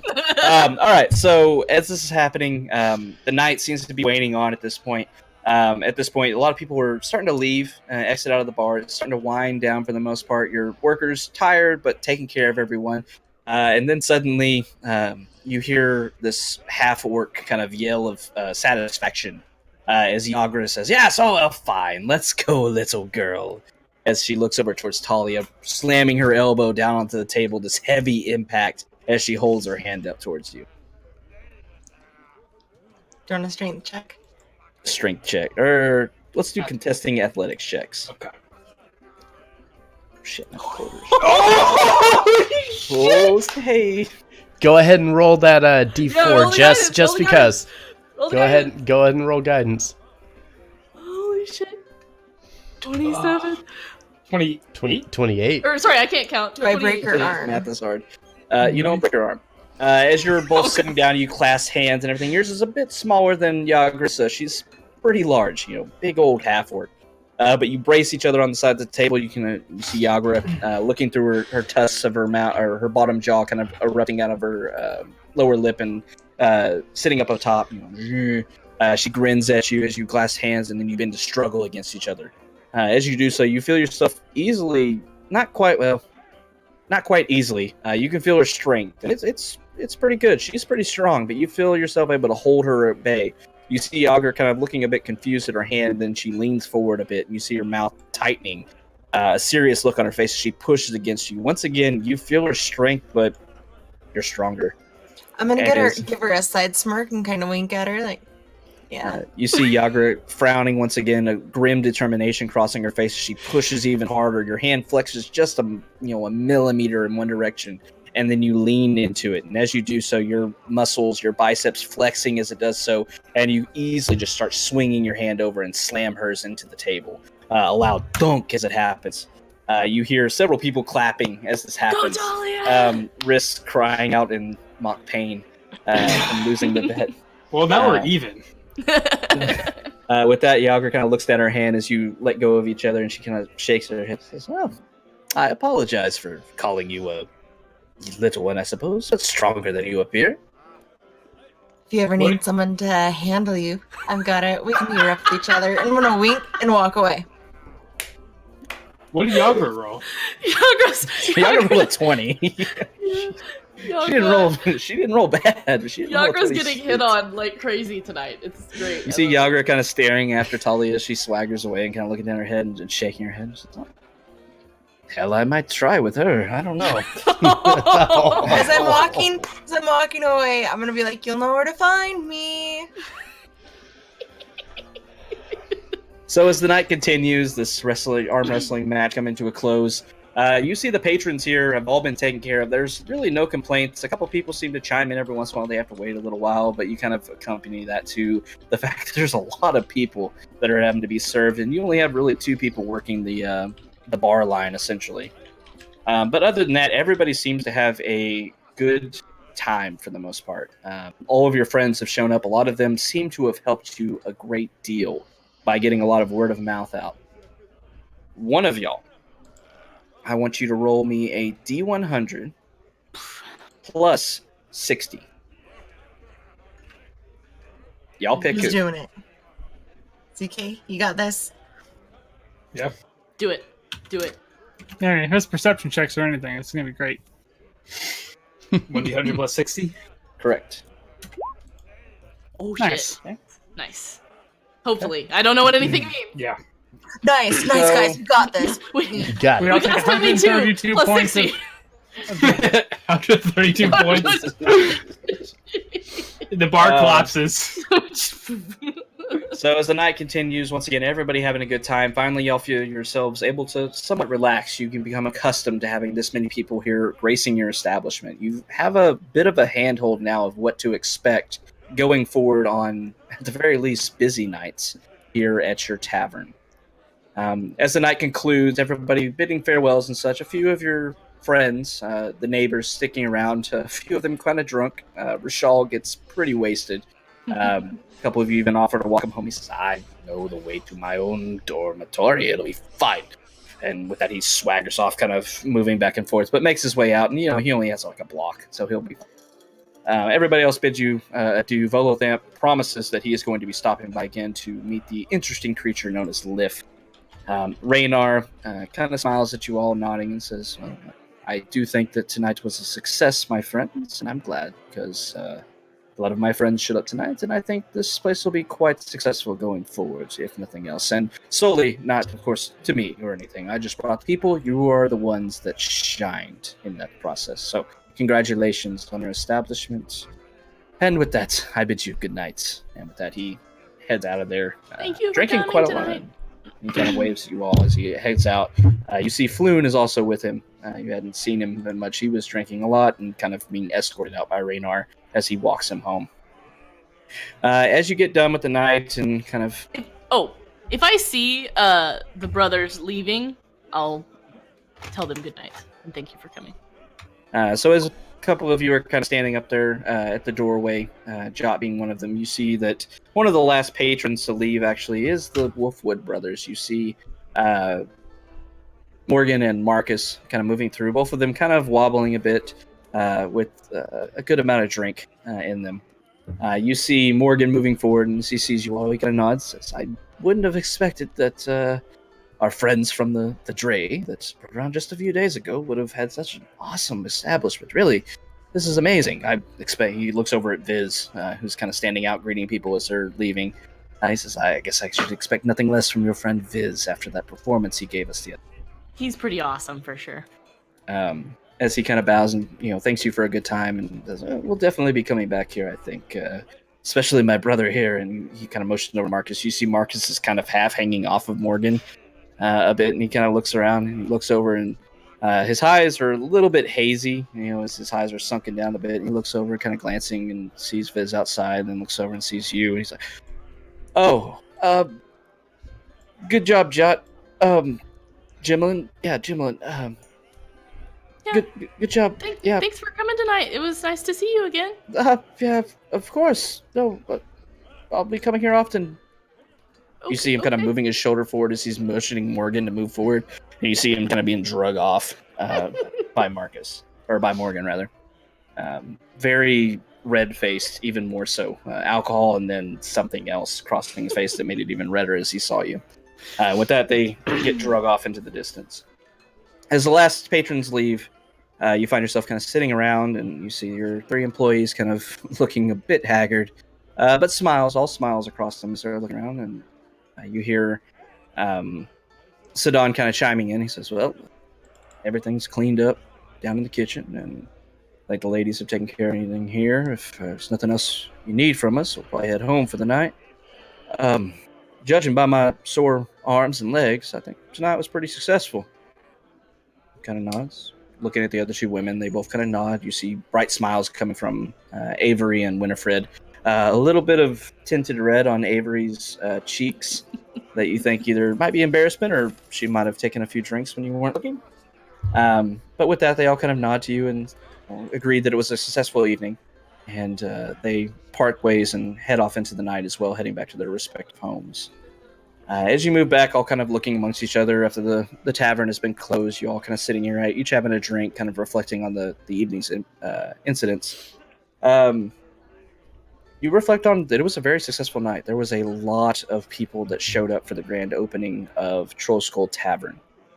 It was a very successful night as you go through and start looking through the coin purses and the chest that's kind of set to the side as the vault.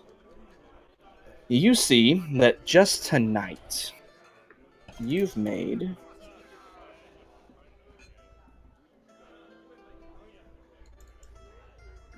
$180 gold pieces just tonight.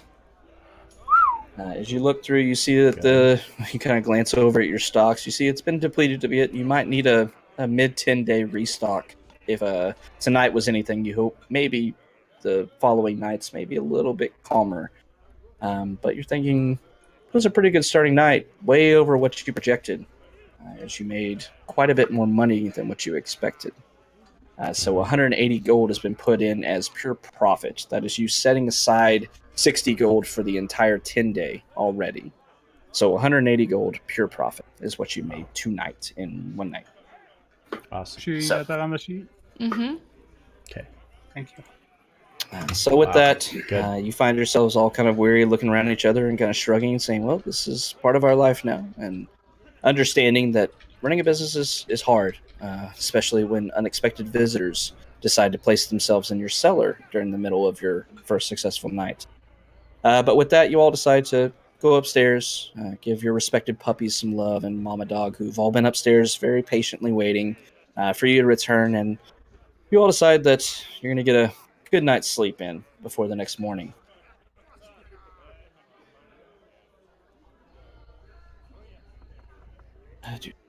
We are. Huh? That we earned this. You earned this. Yes, you all feel that you have earned your long rest, for the evening, able to brush off any wounds and such you might have taken from the battle with the gelatinous cube, but otherwise feeling rested, knowing that Liff is very much probably watching diligently over this hole down in the cellar, and it's a problem for tomorrow. Liff and Seamus bond. They become friends.